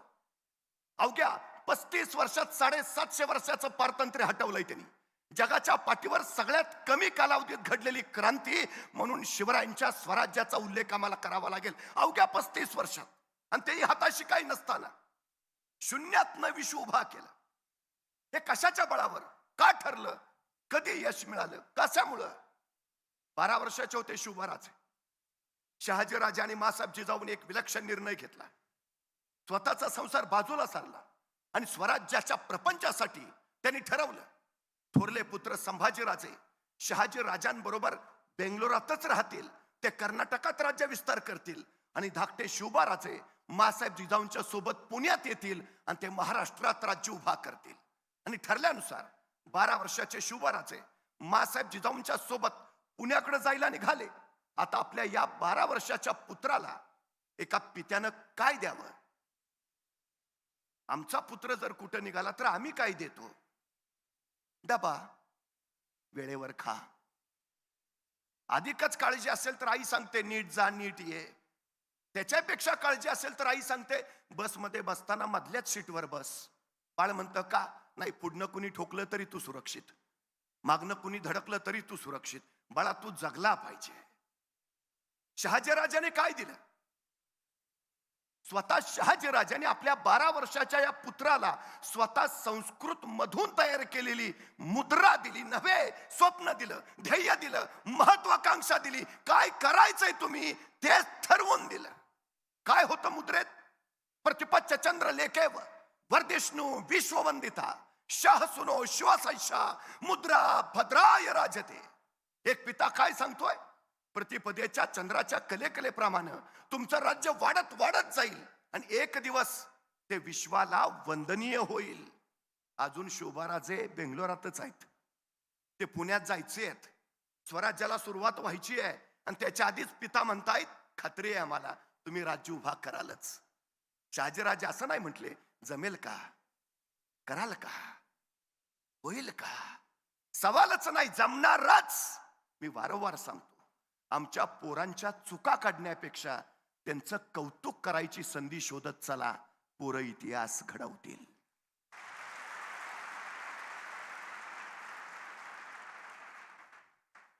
बाराव्या वर्षी शोभाराजांच्या हातावर दिलेली प्रतिपच्च चंद्र लेखे व ही मुद्राच 6 जून 1674 आपल्या पित्याचं स्वप्न साकार करताना स्वराज्याची राजमुद्रा म्हणून शिवरायांनी स्वीकारली. आणखी काय दिलं होतं पित्यानं? एक छोटं मंत्रिमंडळ दिलं. उद्या तुम्हाला तुमचं स्वतःचं मंत्रिमंडळ उभा करायचं आहे. आणि 12 वर्षाच्या असताना घेतलेलं छोट्या मंत्रिमंडळाचं रूपांतर राज्याभिषेकाच्या वेळी महाराजांनी अष्टप्रधान मंडळात केलं. ध्येय पूर्णत्वाला नेलं. आणखी काय दिलं होतं शहाजीराजांनी? भगवा ध्वज दिला होता आणि सांगितलेलं उद्याच्या उभा राहणाऱ्या तुमच्या स्वराज्याचा हा भगवा दौलत ध्वज असू द्या. पण त्याच वेळी शहाजीराजांनी सांगितलं, पण ध्यानी घ्या शुभाराजे, हा भगवा पेलणं कुणालाही शक्य होत नाही. मनगटात रग आणि छातीत धग असावी लागते त्यासाठी. कारण हा भगवा साधा नाही, हा भगवा प्रभू श्री रामचंद्रांचा आहे. हा भगवा भगवान श्रीकृष्णांचा आहे. हा भगवा रामकृष्ण हरी म्हणत वारीला जाणाऱ्या वारकऱ्यांचा आहे. हा भगवा हर हर महादेव म्हणत रणांगणावर उतरणाऱ्या धारकऱ्यांचा आहे. हा भगवा शौर्याचा, पराक्रमाचा, भगवा त्यागाचा आणि समर्पणाचा. राजे, हा भगवा भगवा फडकत राहू द्या. शहाजी राजांनी ध्वज नव्हे, यशाचं सूत्रच शिवाजी महाराजांना दिलं. ध्येय गाठायचं आहे ना, पराक्रम दाखवावा लागेल. ध्येय गाठायचंय ना, शौर्य गाजवावं लागेल. ध्येय गाठायचंय ना, त्याग करावा लागेल. ध्येय गाठायचंय ना, समर्पण द्यावं लागेल. तेव्हा ध्येय सिद्धीस जाईल. 12 वर्षाचे शुभराजे असताना त्यांना ध्येय मिळालं आणि 6 जून 1674 त्यांनी ते प्रत्यक्षात उतरवलं. अवघ्या 35 वर्षाचा कालखंड आहे, 35 वर्षाचा. पण हे कशाच्या बळावर झालं? बोललो, ठरवलं, झालं असं होतं नाही हो. तुम्ही काम किती करता याला महत्व नाही. तुम्ही काम कसं करता हेही महत्वाचं नाही.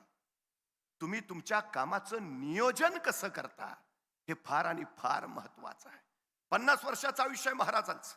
पण या 50 वर्षाच्या आयुष्यात एकही घटना अशी नाही, एकही प्रसंग असा नाही की ज्याचं महाराजांनी नियोजन केलं नाही. अहो ते जाऊ द्या, आईच्या गर्भात असतानाच ज्यांच्या आयुष्याचं नियोजन ठरलंय असे जर दुसरे कुणी महापुरुष या सृष्टीत अवतरले असतील तर छत्रपती शिवाजी महाराजांशिवाय दुसरं नाव नाही.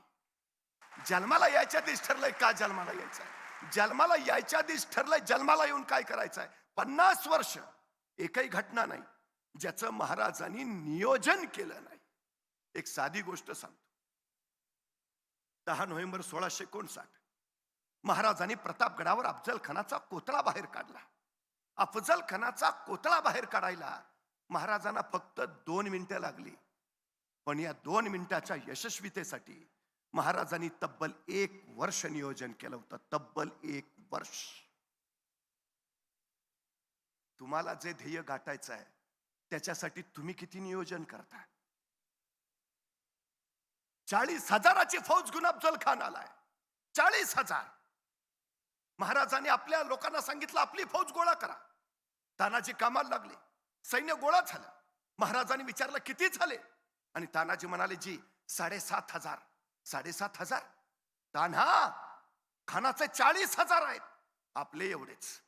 अरे पण खान 40,000 फौजनिशी आहे. महाराज होती नव्हती तेवढी सगळी गोळा करून आणल्यात. रानावनातली डोंगरदऱ्यातली गुरामागची पण धरून आणल्यात. ह्याच्यापेक्षा आपली वाढू शकत नाहीत. आपली 7,500च. आता खानाचे 40,000, महाराजांचे 7,500. काय म्हणावं महाराजांनी? त्यांचे 40,000, आपले 7,500. डिपॉझिट पण राहणार नाही. कशाला अर्ज भरा? माघार घेतली, शरण आले. खानाच्या हातात सापडून मरण्यापेक्षा आपणच आत्महत्या केलेली बरी असा निराशेचा विचार केला. काय केलं महाराजांनी? महाराज म्हणले ठीक, त्यांचे 40,000, आपले 7,500. आपले वाढवता येत नाहीत ना, ठीक आहे, मग खानाचे कमी करा. पर्याय काढला. आपले वाढवता येत नाहीत ना, मग खानाचे कमी करा. अडचण काय आहे? पर्याय निर्माण करणं हे महाराजांच्या यशाचं सगळ्यात महत्वाचं कारण आहे. सगळ्यात महत्वाचं. एक दार बंद झालं म्हणून महाराज थांबले नाहीत, इतर 10 दारं उघडी करून घेतली त्यांनी. पर्याय निर्माण करणं हे यशाचं सूत्र आहे. आमची अलीकडची अडचण काय माहिती आहे? आमची पोरं भयानक कारण सांगतात, सबबी सांगतात. एखाद्याला कुणाला विचारलं, काय रे काय झालं? नाही, आमची परिस्थिती नव्हती हो, तू गप. मला भयान राग येतो असल्या माणसांचा. आमची परिस्थिती नव्हती हो. परिस्थिती माणसाला घडवती नाही आणि परिस्थिती माणसाला बिघडवती नाही. माणूसच परिस्थिती घडवतो आणि माणूसच परिस्थिती बिघडवतो. ही सगळ्यात मोठी वस्तुस्थिती आहे. अहो, परिस्थिती माणसावर परिणाम करत असते तर रस्त्याच्या विजेच्या खांबाखाली बसून शिकणारे डॉक्टर बाबासाहेब आंबेडकर अमेरिकेच्या कोलंबिया विद्यापीठात पोहोचले नसते आणि कोलंबिया विद्यापीठातले शतकातील सर्वोत्तम विद्यार्थी सुद्धा ठरले नसते.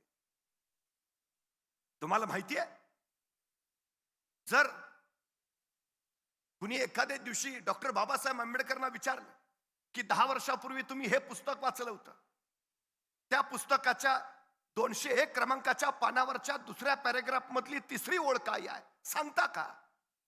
डॉक्टर बाबासाहेब आंबेडकर पटकन सांगायचे आणि समोरचा म्हणायचा काय विद्वत्ता आहे, काय बुद्धिमत्ता आहे, काय स्मरण शक्ती आहे, विलक्षण. 10 वर्षापूर्वी पुस्तक वाचलंय आणि पटकन लगेच.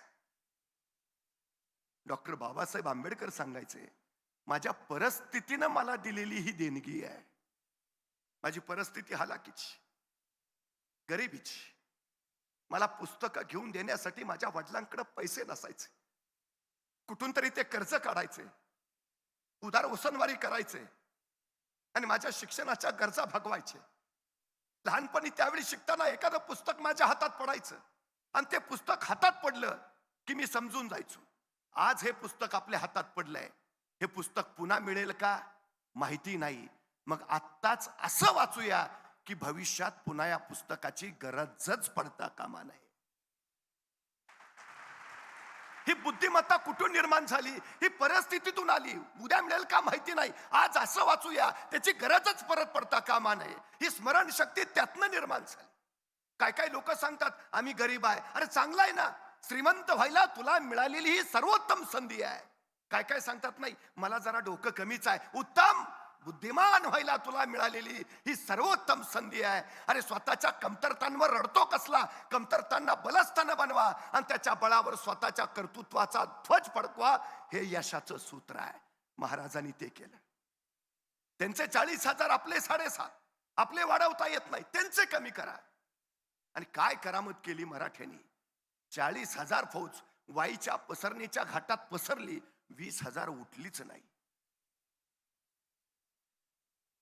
पर्याय पर्याय सगळ्यात महत्वाची गोष्ट. मी नेहमी एक गोष्ट सांगतो. एक राजा होता. त्या राजाच्या समोर 2 कैदी आणले. राजाने आरोप ऐकले आणि शिक्षा सुनावली, मरेपर्यंत फाशी. फाशीची शिक्षा ऐकल्याबरोबर एक कैदी तिथं चक्कर येऊन पडला. दुसरा कैदी मात्र न्यूटन असल्यासारखा विचार करत बसला होता. पहिला शुद्धीवर आला तरी दुसरा न्यूटनच. मग पहिल्याने विचारलं, तू शिक्षा ऐकली नाही का? तो म्हटला ऐकली की. मग तुला भीती नाही वाटली? अरे फाशी झाली, आपल्याला मरणार आहे आपण. तसा तो कैदी म्हणला, ते फाशी बिशीचं सोड रे. गेले वर्षभर माझा उडणारा घोडा तयार करायचा प्रयोग चाललाय. प्रयोग अंतिम टप्प्यात आहे. आता काही दिवसात माझा घोडा आकाशात उडेलच.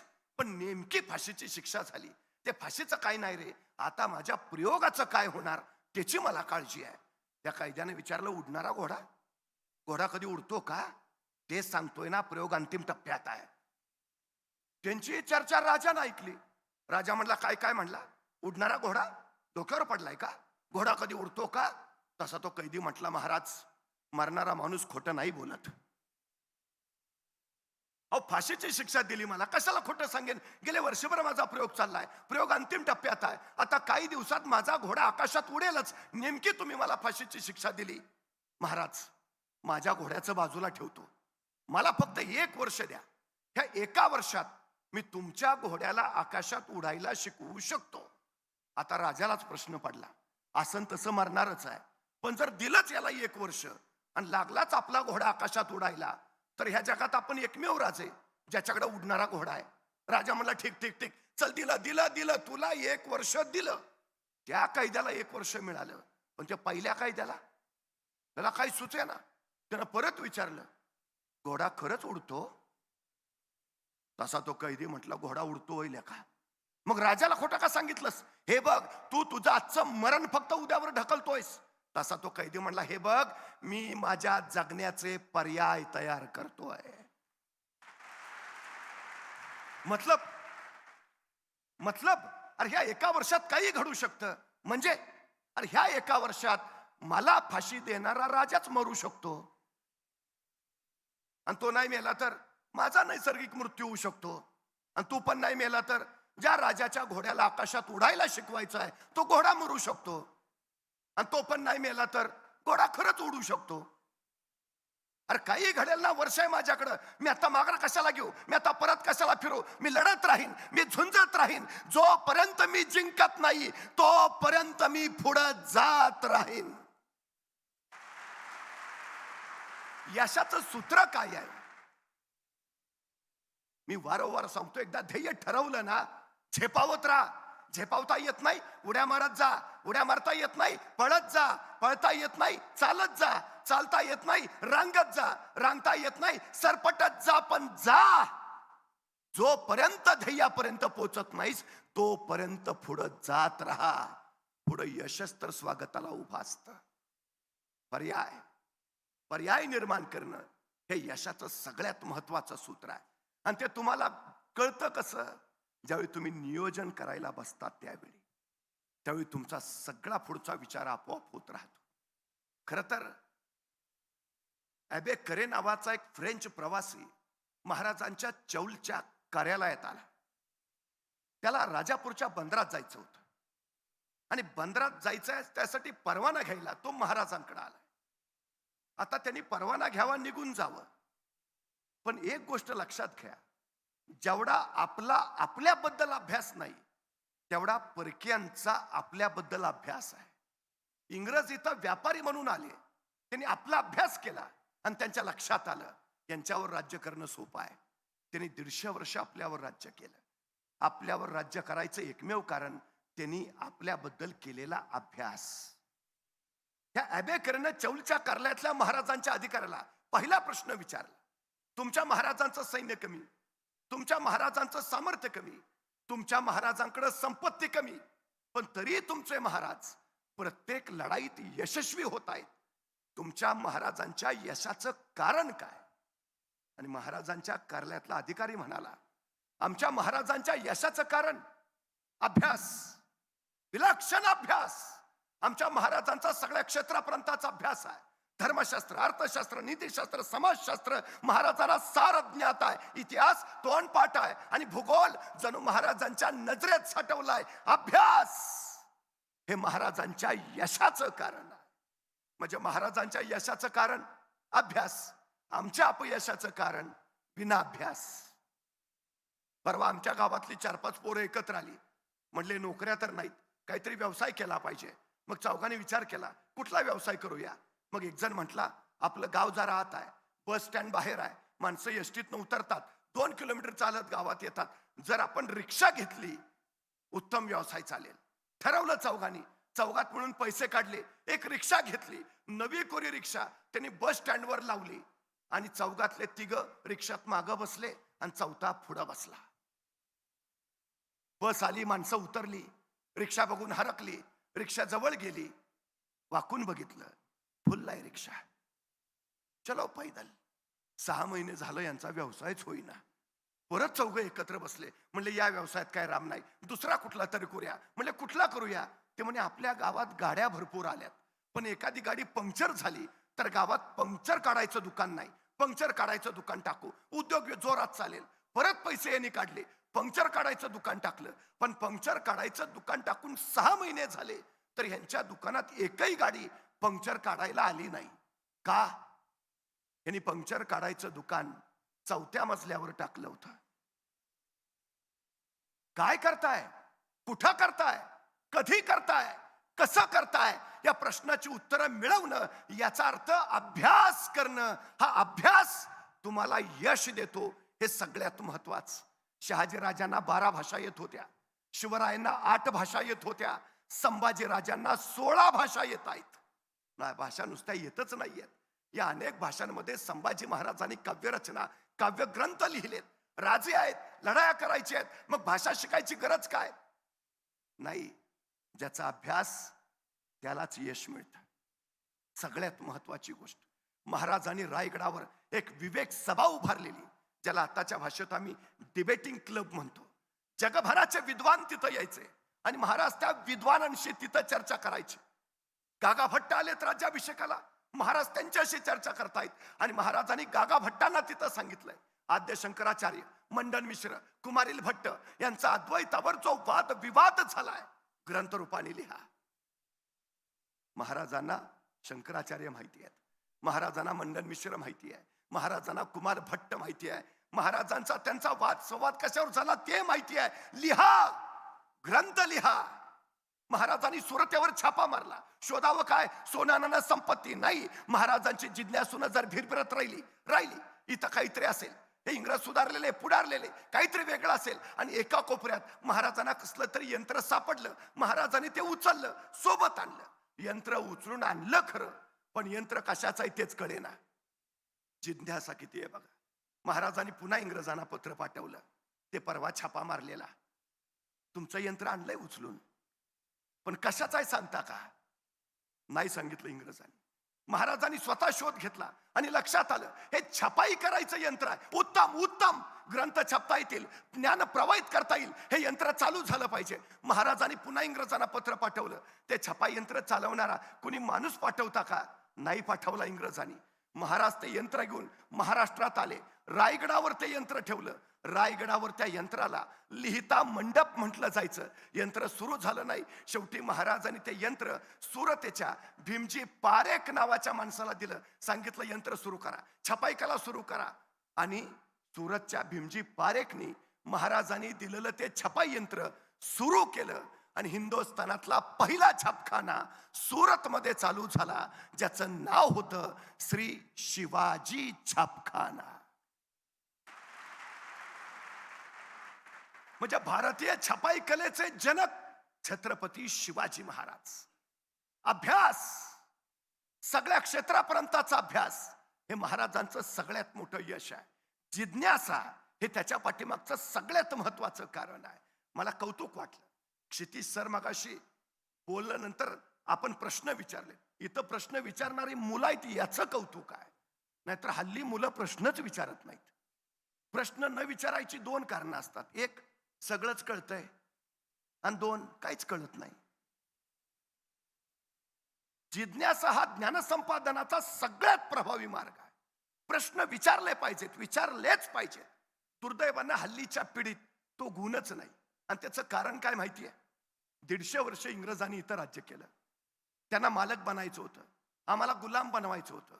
पण मॅकॅलॉनं जी शिक्षण पद्धती बनवली तीच मुळात गुलाम बनवणारी. तिथं प्रश्न विचारायचा प्रकारच नाही. सगळ्यात मोठी अडचण.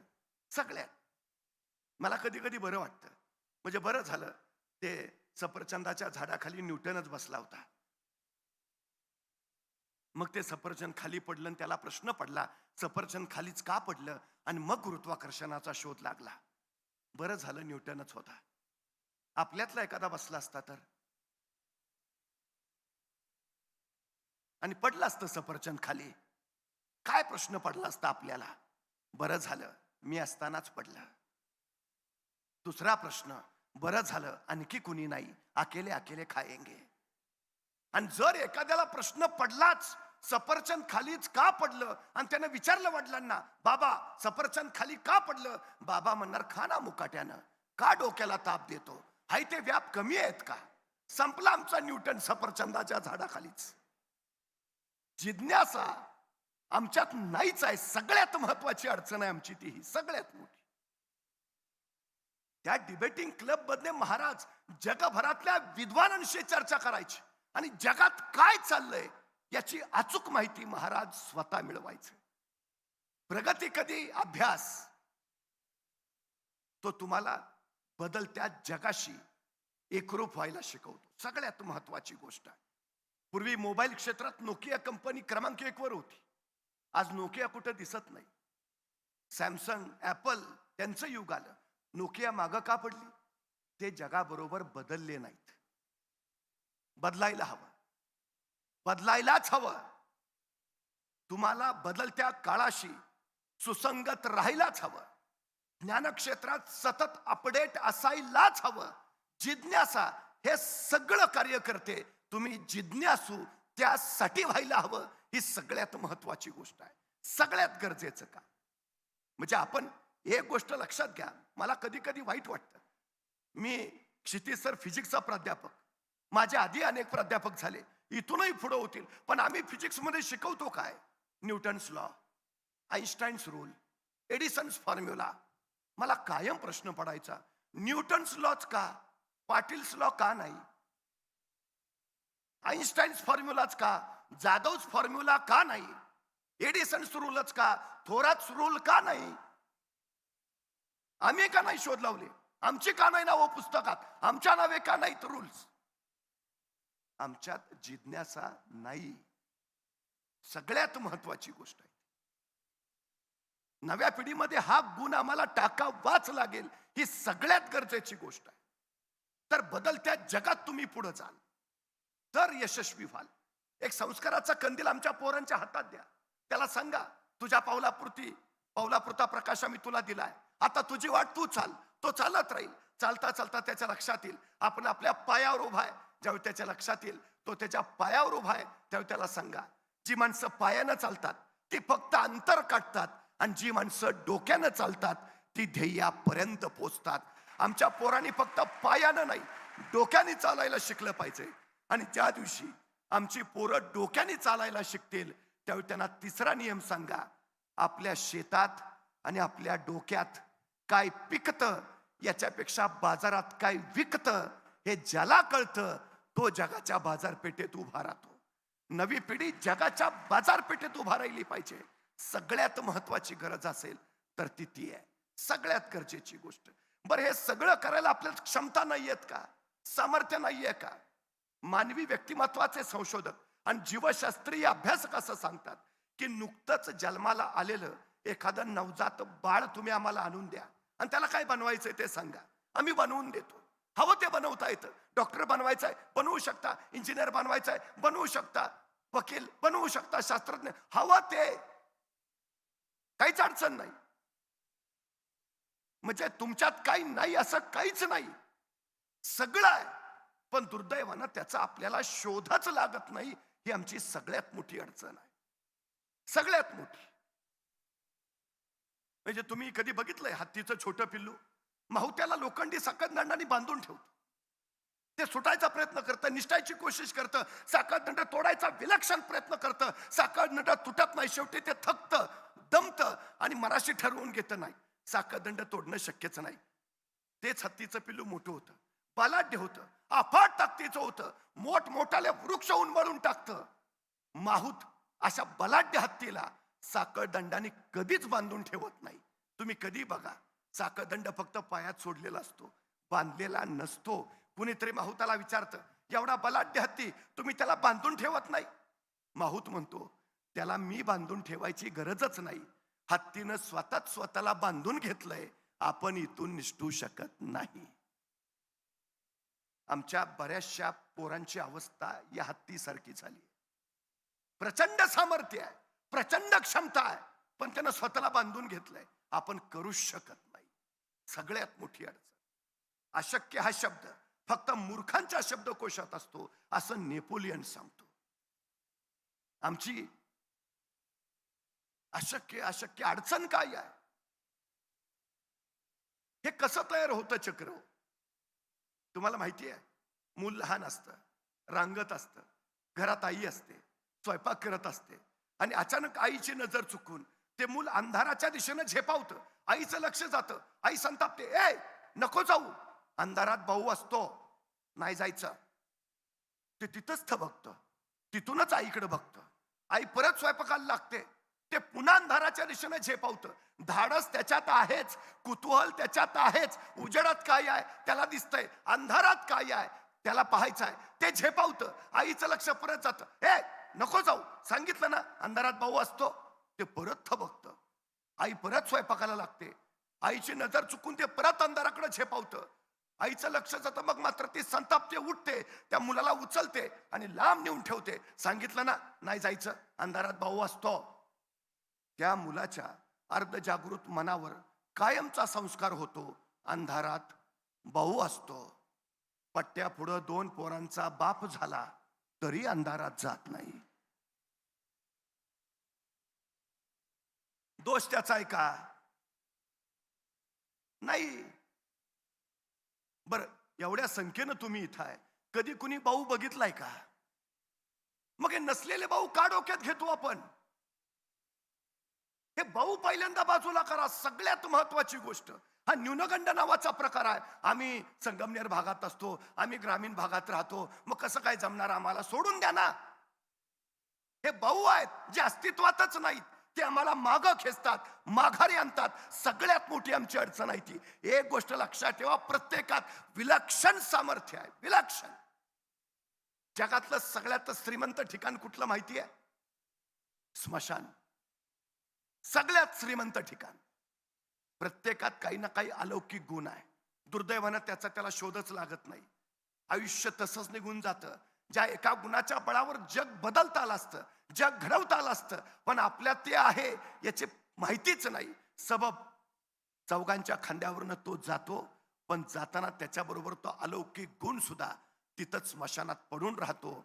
असंख्यांचे असे असंख्य अलौकिक गुण त्या स्मशानात आहेत. म्हणून मी त्या स्मशानाला जगातलं सगळ्यात श्रीमंत ठिकाण मानतो. आमच्यात काय आहे त्याचा शोध घ्या. अहो, शिवाजी महाराजांनी राज्य उभा केलं. काय होतं महाराजांकडं? कवायती फौजा होत्या, प्रशिक्षित लोक होते. कोण होतं? तुमच्या वयाची पोरं गोळा करायचे.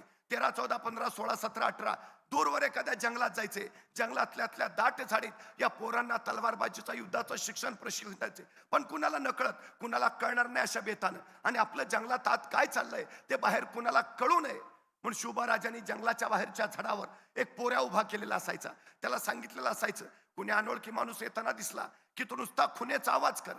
तुझा खुन्याचा आवाज ऐकला की मी तलवारी शमशेर लपवून ठेवतो आणि विटीदांडूचा खेळ चालू करतो, म्हणजे कुणाला कळणार नाही आपलं आत काय चाललंय ते.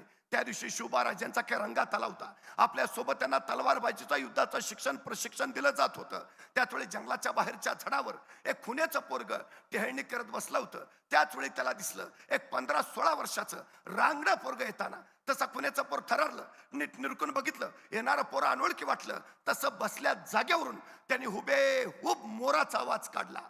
मोराचा आवाज म्हणजे खून. शिवबा कळवायची, कुणी अनोळखी येतंय सावध राहा. शिवबा मोराचा आवाज ऐकला. आपल्या सोबत त्यांना सांगितलं, अरे तलवारी शमशेर लपवून ठेवा, विटीदंडूचा खेळ चालू करा. कुणी अनोळखी येतंय. पोरांनी तलवारी लपवल्या, विटीदंडूचा खेळ चालू झाला. तोपर्यंत जंगलाच्या बाहेरच्या झाडावरचं ते खुनेचं पोरग टप्प दिशेखाली पडलं होतं. 15-16 वर्षाच्या त्या रांगड्या पोरापुढं उभा राहिलं होतं आणि त्याला दमात घेऊन विचारत होतं, कोण र तू? आणि ते 15-16 वर्षाचं रांगडं पोरग सांगत होतं, रामोशाचा बहिर्जी जी. काय काम काढलं सर? काही नाही जी, राजांना भेटायचं होतं. का रे? बोलू की राजांना मग सांगतो. ते खुनेचं पोर म्हणलं, तू तामहतच, मी राजासनी सांगाव देऊन येतो. खुनेचं पोर गात गेलं, राजांना सांगू लागलं, राजा कुणी रामोशाचा बहिर्जी आलायची. राजा म्हणले दे पाठवणार. बहिर्जी आत आला, राजांपुढे उभा राहिला. राजाने विचारलं, काय काम काढलंस रे? तसा बहिर्जी म्हणाला, राजा आम्हाला बी तुमच्या खेळात घ्या की सामील करून. राजाने विचारलं, काय येतं तुला? सगळं येतं जी. कसला बी आवाज काढतो, कुणाची बी नक्कल करतो. राजा वेषांतर तर असा करतो की तुम्ही बी ओळखायचा नाही. राजाला पटलं वाटलं माणूस कामाचा. असं असं मग चल ये ये ये, आत्तापासूनच आमच्या खेळात ये. तसा बहिर्जी घुटमळला. म्हटला, राजा उद्यापासून येतो की जी. का रे? नाही, बापाला सांगावा दिला असता राजा. बापाला सांगून उद्यापासून येतो की जी. राजे म्हणले ठीक आहे, ये उद्यापासून. बहिर्जी जायला वळाला, 5-6 पावलं गेला. अचानक काय वाटलं कुणास ठाऊक, बहिर्जी पुन्हा माघार आला. राजांना म्हणाला, राजा एक सांगू का जी? राजे म्हणले, बोल. नाही, कुणी अनोळखी माणूस आला तर तुम्हाला कळावं म्हणून तुम्ही झाडावर जो पोऱ्या उभा केलाय त्याला सांगा, ह्या दिवसात मोर वरडत नाही. ती नाही, कुणी जाणता माणूस यायचा आणि मोराचा आवाज ऐकायचा. तो विचार करायचा, या दिवसात जर मोर ओरडतच नाहीत तर आवाज आला कुठून? आईसा घुसून झालं राजा. राजाने माणसं गोळा केली, ती अशी दऱ्याखोऱ्यातली गिरिकंदरातली अचूक ज्ञान सूक्ष्म निरीक्षण असलेली हाच बहिर्जी पुढे राजांचा गुप्तहेर प्रमुख झाला. आज अमेरिकेची गुप्तहेर यंत्रणा रॉ आणि इस्रायलची मोसाद ही जगातली सर्वोत्तम गुप्तहेर यंत्रणा मानली जाते. त्यापैकी इस्रायलची मोसाद अशी म्हणते की बहिर्जी नायकांना आणि महाराजांच्या गुप्तहेर खात्याला आम्ही आमचे आदर्श मानतो.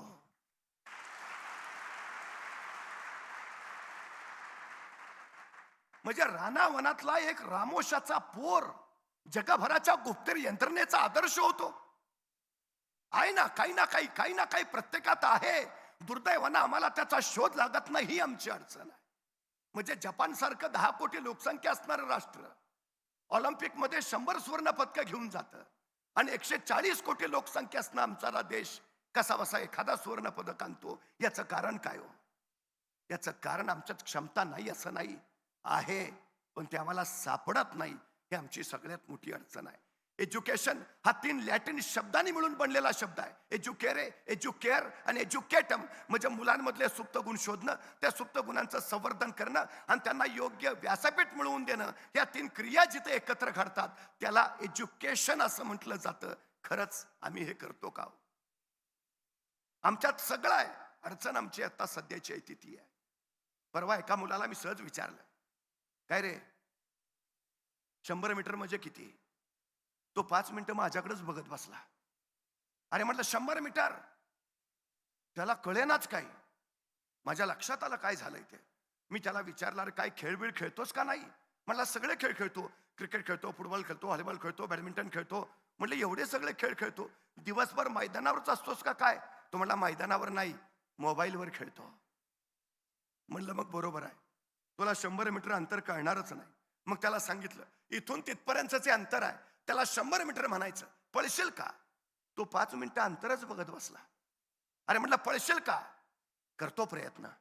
अरे तुला काय 5 किलोमीटर सांगतोय का पळायला? 100 मीटर पळायचं आहे, पळशील का? हो.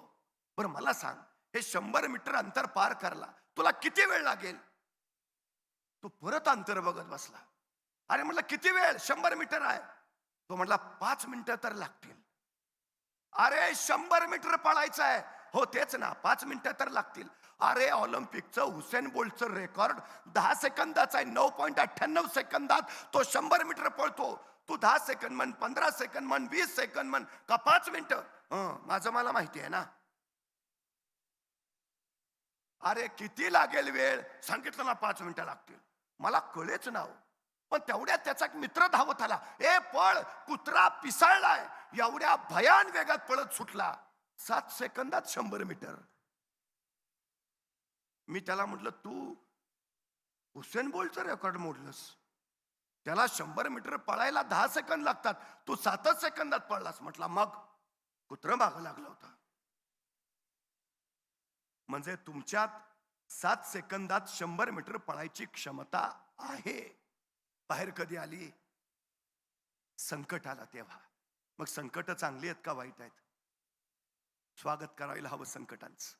संकट तुम्हाला अडवायला येत नाहीत, संकट तुमची उंची वाढवायला येतात. अडथळे तुम्हाला रोखायला येत नाहीत, अडथळे तुमच्यातल्या क्षमता बाहेर काढतात. अडचणी तुम्हाला थांबवायला येत नाहीत, अडचणी तुमच्यातली कौशल्य विकसित करतात. संकट, अडथळे, अडचणी यायलाच हव्यात, कारण त्याच तुम्हाला घडवतात.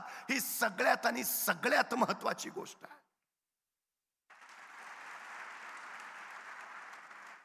ज्याच्यावर घाव जास्त त्या दगडानं समजून जावं आपल्यातनं सुंदर मूर्ती घडायची आहे. आणि ज्याला एकही घाव नाही त्यानं समजून जायचं आपल्याला पायाचा दगड होऊन पडायचा आहे. कळसावरच्या झेंड्यानं कायम फडफडतच राहावं लागतं. पण फडफडणं झेपत नसेल तर पायाचा दगड होऊन पडावं, त्याला कुणी हलवत नाही. काय व्हायचं आहे हे तुम्ही ठरवायचं आहे. सगळ्यात महत्वाची गोष्ट आहे ती. सगळ्यात या जगात तुमचा पराभव दुसरा कुणीही करू शकत नाही. या जगात फक्त तुम्हीच तुमचा पराभव करू शकता. या जगात दुसरा कुणीही तुम्हाला विजयी करू शकत नाही. या जगात फक्त तुम्हीच तुम्हाला विजयी करू शकता, हे पहिलं लक्षात असू द्या. असं कुठलंही सामर्थ्य, कुठलीच बाहेरची शक्ती नाही जी तुम्हाला अडवू शकेल, रोखू शकेल, थांबवू शकेल. अजिबात नाही. फक्त एक गुण तुमच्यात हवा, यशाला शॉर्टकट नसतो आणि कष्टाला पर्याय नसतो. तुमच्या यशाच्या वृक्षाची उंची किती वाढावी हे वृक्षावर अवलंबून नसतं. त्या वृक्षाच्या मुळाशी तुम्ही किती घाम गाळता याच्यावर ठरतं उंची किती वाढणार आहे. जितके अधिक कष्ट, जितका अधिक घाम गाळाल तितकी तुमच्या यशाच्या वृक्षाची उंची वाढेल, हे पहिलं लक्षात असू द्या. त्यामुळे कष्ट हेच तुमच्या यशाचं दुसरं नाव आहे. सगळ्यात महत्वाची गोष्ट चिकाटी, चिवटपणा हा खेळातनं येतो. संघभावना, नेतृत्व गुण, मनोधैर्य हे मैदानावर मिळतं. आमची मुलं नैराश्यात जात आहेत याचं कारण ती मैदानावर दिसत नाहीत, ही अलीकडची आमची सगळ्यात मोठी अडचण आहे. युवकांचं नैराश्य घालवायचं असेल, निराशा दूर पळवायची असेल तर प्रत्येकानं 2 तास मैदानावर घालवलेच पाहिजेत, हे पहिलं लक्षात असू द्या. निरोगी शरीर संपदा हे निरोगी मानसिकतेचं सगळ्यात प्रभावी अस्त्र आहे. कुणाला जर वाटत असेल परीक्षेत मिळणारे गुण हेच आमचं यश, तर तो तुमचा सगळ्यात मोठा गैरसमज आहे. सगळ्यात मोठा. हल्लीची पिढी आत्महत्या करते. महाराष्ट्रात शेतकऱ्यांच्या रोज 10 ते 12 आत्महत्या होत आहेत, पण त्याच वेळी 10वी 12वीचे निकाल आले की त्याच्या दुप्पट विद्यार्थ्यांच्या आत्महत्या घडतायत. याच्याकडे आम्हाला दुर्लक्ष करता येणार नाही. आत्महत्या करणारी मुलं आणखी कुठली आहेत? ती IIT ला गेलेली मुलं आहेत, ती मेडिकलला गेलेली मुलं आहेत, ती इंजिनिअरिंगला गेलेली मुलं आहेत. काय कारण आहे त्यांचं? ती गुणवत्ता असणारी आहेत, विलक्षण बुद्धिमत्ता असणारी आहेत. मग हे टोकाचं पाऊल का उचलतात? याचं कारण अपयश पचवायची ताकद त्यांच्यात नाही, ताण तणाव सहन करण्याची क्षमता त्यांच्यात नाही आणि संकटांना सामोरं जायची कुवतच त्यांच्यात नाही. कारण आम्ही त्यांना त्यासाठी मैदानावर कधी नेलेलंच नाही. ही अडचण सगळ्यात महत्वाची आहे. मैदानावर त्याला यश अपयशाशी झुंजता येतं. संघभावनेमध्ये इतर गोष्टी निर्माण करता येतात. शारीरिक मानसिक आरोग्य व्यवस्थित राखता येतं. लहान मेंदू आणि मोठा मेंदू याच्यामध्ये एक क्लोझम पार्ट्स नावाचा प्रकार आहे. तुमच्या शरीराच्या जेवढ्या अधिक हालचाली होत जातील तितका तो सक्षम होत जाईल, आणि जर तुमच्या हालचाली मंदावल्या तर तो अक्षम होत जाईल. 12-12 तास आमची पोरं मोबाईलवर गेम्स खेळत बसतात आणि अचानक उठतात आणि म्हणतात अंधारल्यासारखं वाटतंय. अक्षमता. मी वारंवार सांगतो, काहीच काम नसेल ना तर किमान माशा मारायचं काम करा. कारण तेवढ्या हालचालीनं का होईना तुमचा मेंदू सक्रिय राहील. सगळ्यात महत्वाची गोष्ट आहे. सगळ्यात सतत हालचाल करणं, सतत हालचाल हे सगळ्यात महत्वाचं काम आहे. एक पाण्याचा थेंब वज्रासारख्या कठीण दगडावर सतत सतत सतत आदळत राहतो आणि एक दिवशी वज्रासारखा तो कठीण दगड फुटतो. सामर्थ्य पाण्याच्या थेंबात नाही, सतत सतत सतत पडणाऱ्या त्याच्या सातत्यात आहे. यशाचं दुसरं नाव सातत्य. जितके सतत सतत सतत काम कराल तितके तितके अधिक अधिक अधिक सरावाचे. अमेझॉन नदीचा उगम जिथं होतो तिथं दर 7 सेकंदाला पाण्याचा एक थेंब पडतो. दर 7 सेकंदाला. हजारो वर्ष झाली अमेझॉन नदीच्या उगमाजवळ दर 7 सेकंदांनी पाण्याचा एक थेंब. हे सूत्र कधी थांबलं नाही. त्या दर 7 सेकंदाच्या एका थेंबातून आज जगातली सगळ्यात लांब नदी तयार झाली आहे. छोट्या छोट्या गोष्टीतनच मोठी गोष्ट आकाराला येते. छोट्या छोट्या गोष्टी करत राहा म्हणजे मोठं यश मिळवता येतं. सतत कार्यरत राहा म्हणजे सतत क्रयशक्ती कृतिशीलतेच्या दिशेनं पुढे झेपावत राहते. सगळ्यात महत्वाचं आहे ते हे सगळ्यात गरजेचं. मी नेहमी जाता जाता एक गोष्ट सांगतो. एक साधू होते, ते नाचायला लागले की पाऊस पडायचा, नाचायला लागले की पाऊसच पडायचा. काय तुमच्यासारखी 4 तरुण रक्ताची बंडखोर पोरं होती. ती त्या साधू महाराजांकडे गेली. म्हटली, तुम्ही नाचल्यावर जर पाऊस पडत असेल तर आम्ही नाचल्यावर पण पाऊस पडला पाहिजे. साधू महाराज म्हणले, पडेल, हरकत नाही माझी. तसं नाही म्हटले, स्पर्धा लावायची आपण. तुम्ही नाचल्यावर पाऊस पडतो ना, मग आम्ही नाचल्यावर पण पाऊस पडला पाहिजे. साधू तयार झाले. दुसऱ्या दिवशी पहाटे 5 वाजता साधू आणि हे 4 तरुण एका मैदानावर जमा झाले. तरुण म्हटले की आता आधी आम्ही नाचून बघतो पाऊस पडतोय का, मग तुम्ही नाचा. 4 तरुणातल्या एका तरुणाने नाचायला सुरुवात केली. 10 मिनिटं झाली, 15 मिनिटं झाली, 20 मिनिटं झाली. तो नाचून नाचून थकला, दमला, पाऊस पडलाच नाही. मग दुसरा पुढं आला, 10 मिनिटं, 15 मिनिटं, 20 मिनिटं, तासभर नाचला, थकला, दमला, बाजूला झाला, पाऊस पडलाच नाही. तिसरा पुढं आला, नाचायला लागला, 10 मिनिटं, 15 मिनिटं, तास, 1.5 तास, थकला, दमला, बाजूला झाला, पाऊस पडलाच नाही. चौथा पुढं आला, 1.5 तास, 2 तास नाचला, थकला, दमला, बाजूला झाला, पाऊस पडलाच नाही. शेवटी दमलेले चौघ साधू महाराजांना म्हटले, आता तुम्ही सुरुवात करा. साधू महाराजांनी नाचायला सुरुवात केली. दुपारचे 2 वाजले होते त्यावेळी. 2 वाजता नाचायला सुरुवात केली साधू महाराजांनी. नाचत राहिले, नाचत राहिले. 3 वाजले, 4 वाजले, 5 वाजले, सायंकाळचे 6 वाजले, 7 वाजले, सकाळी 8 वाजले, 9, 10, 11, 12, मध्यरात्र ओलांडली. साधू नाचतातच आहेत. 1 वाजले, 2 वाजले, पहाटेचे 3 वाजले, 4 वाजले. आता झुंजू व्हायची वेळ झाली. 5 वाजून गेले, 6 वाजायला आले. आता सूर्य उगवेल. साधू महाराज नाचतच राहिले. 7 वाजले, साधू नाचतातच आहेत. आणि अचानक आभाळ भरून आलं आणि रप रप रप रप पाऊस पडायला सुरुवात झाली. मग साधू महाराज नाचायचे थांबले. त्यावेळी ते 4 तरुण साधू महाराजांकडे आले, म्हणाले, आम्ही नाचलो त्यावेळी पाऊस पडला नाही, पण तुम्ही नाचला आणि मग मात्र पाऊस पडला, असं का? साधू महाराज म्हणाले, मला 2च गोष्टी कळतात. पहिली गोष्ट, मी नाचतोय म्हणजे पाऊस पडलाच पाहिजे. आणि दुसरी गोष्ट, जोपर्यंत पाऊस पडत नाही मला नाचलंच पाहिजे.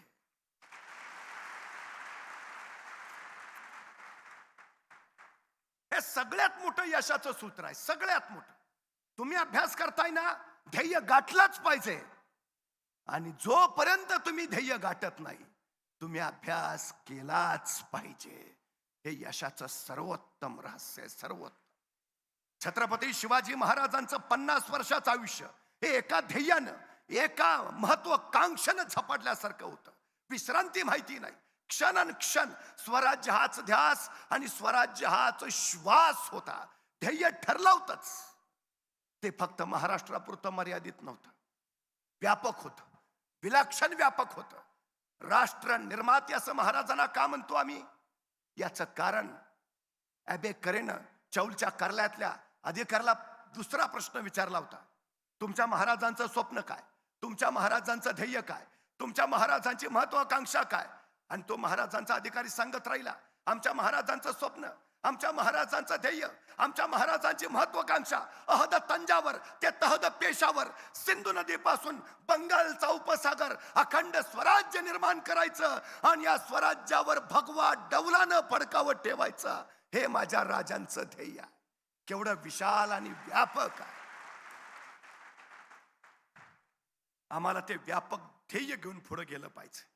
छत्रपती शिवाजी महाराजांचा जागर आम्ही करतोच आहोत, पण एक गोष्ट लक्षात घ्या, आताचं राजकारण अर्थकारणावर अवलंबून आहे, पण महाराजांचं राजकारण हे नैतिक मूल्यांवर आधारित होतं.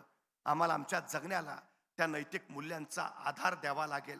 ज्या संस्थेमध्ये आपण शिकता आहात ती संस्था नैतिक मूल्यांवर आणि समाजाच्या कल्याणकारी धोरणांवर काम करते. या संस्थेला आणि आपल्या साऱ्यांना मनपूर्वक शुभेच्छा देतो आणि आपल्या सगळ्यांची रजा घेतो. धन्यवाद. धन्यवाद सर. सर एक मिनिट, मी डॉक्टर क्षितिज सर, डॉक्टर जयश्रीताई आणि शरोताईंना विनंती करतो की व्यासपीठावर यावं. गेली 1.5 तास प्रत्येकाच्या रोमारोमामध्ये ज्यांनी उत्साह निर्माण केला, सातत्य हेच यशाचं, जीवनाचं यश आहे हे सांगताना आपल्या सगळ्यांना भरभरून आणलं. याचबरोबर मेडिकल आणि इंजिनिअरिंग यांचा संगम सुरेख ज्यांनी सांगितला, या दोनही विविध क्षेत्रातील मान्यवरांना अमृतवाहिनीच्या वतीने आपण मानवंदना देणार आहोत. सर मी आपल्याला विनंती करतो, कृपया आपण पुढे यावं. सर सगळ्यांनी उभं राहून जोरदार टाळ्यांचा गजर करायचा आहे. माननीय प्राध्यापक मानगुडे सर आणि डॉक्टर क्षितिज सरांकरता ही अमृतवाहिनीची मानवंदना आपल्याला आहे. अत्यंत सुंदर व्याख्यान आणि जीवनाच्या यशाचं सूत्र या दोनही मान्यवरांनी आपण या ठिकाणी दिलेलं आहे. पुन्हा एकदा अमृतवाहिनीच्या वतीनं मी आपले मनपूर्वक आभार व्यक्त करतो आणि वोट ऑफ थँक्स अगदी Vaishnavi. A very good afternoon to dignitaries on the dais, chief guests, principal, faculty members and dear students. Express gratitude for greatness for small things, because a heartful thankful is not only the great virtue but parent of all. So, I, Aisha Kim, final year engineering student and core committee member, feel privileged on behalf of AMRUTVAHINI SHETI and SHIKSHAN VIKAS SANSTHA to extend a really heart vote of thanks to our chief guest, Dr. Kshitiz Jadhav sir and Professor Nitin Bangude sir, who spared time for their busiest schedule to grace this occasion of MEDHA 2K24. I would like to express my sincere note of thanks to our backbone, Honorable Shri Balasaheb Thorat sir, ex-Revenue Minister, Maharashtra. I am also thankful to our support system, Dr. Sudhirji Tambe sir, ex-MLA, Government of Maharashtra. A special thank to our trustee, Honorable Sharu Deshmukh Mang, Managing Trustee of our Sanstha. Mind behind MEDHA, Mr. Rajwardhan Thorat sir and Dr. Jayashree Tai Thorat for her gracious presence. I would like to धन्यवाद. पुन्हा एकदा मान्यवरांचे मनपूर्वक आभार. जोरदार टाळ्यांनी मान्यवरांना धन्यवाद करायचे. या ठिकाणी हा कार्यक्रम ताईंच्या परवानगीने संपतो आहे आणि संध्याकाळी 6 वाजता सिने अभिनेत्री ऋता दुर्गळेच्या उपस्थितीमध्ये आपले सांस्कृतिक कार्यक्रम आहेत. त्या कार्यक्रमांकरता शुभेच्छा. या कार्यक्रम या ठिकाणी संपतोय. धन्यवाद सर.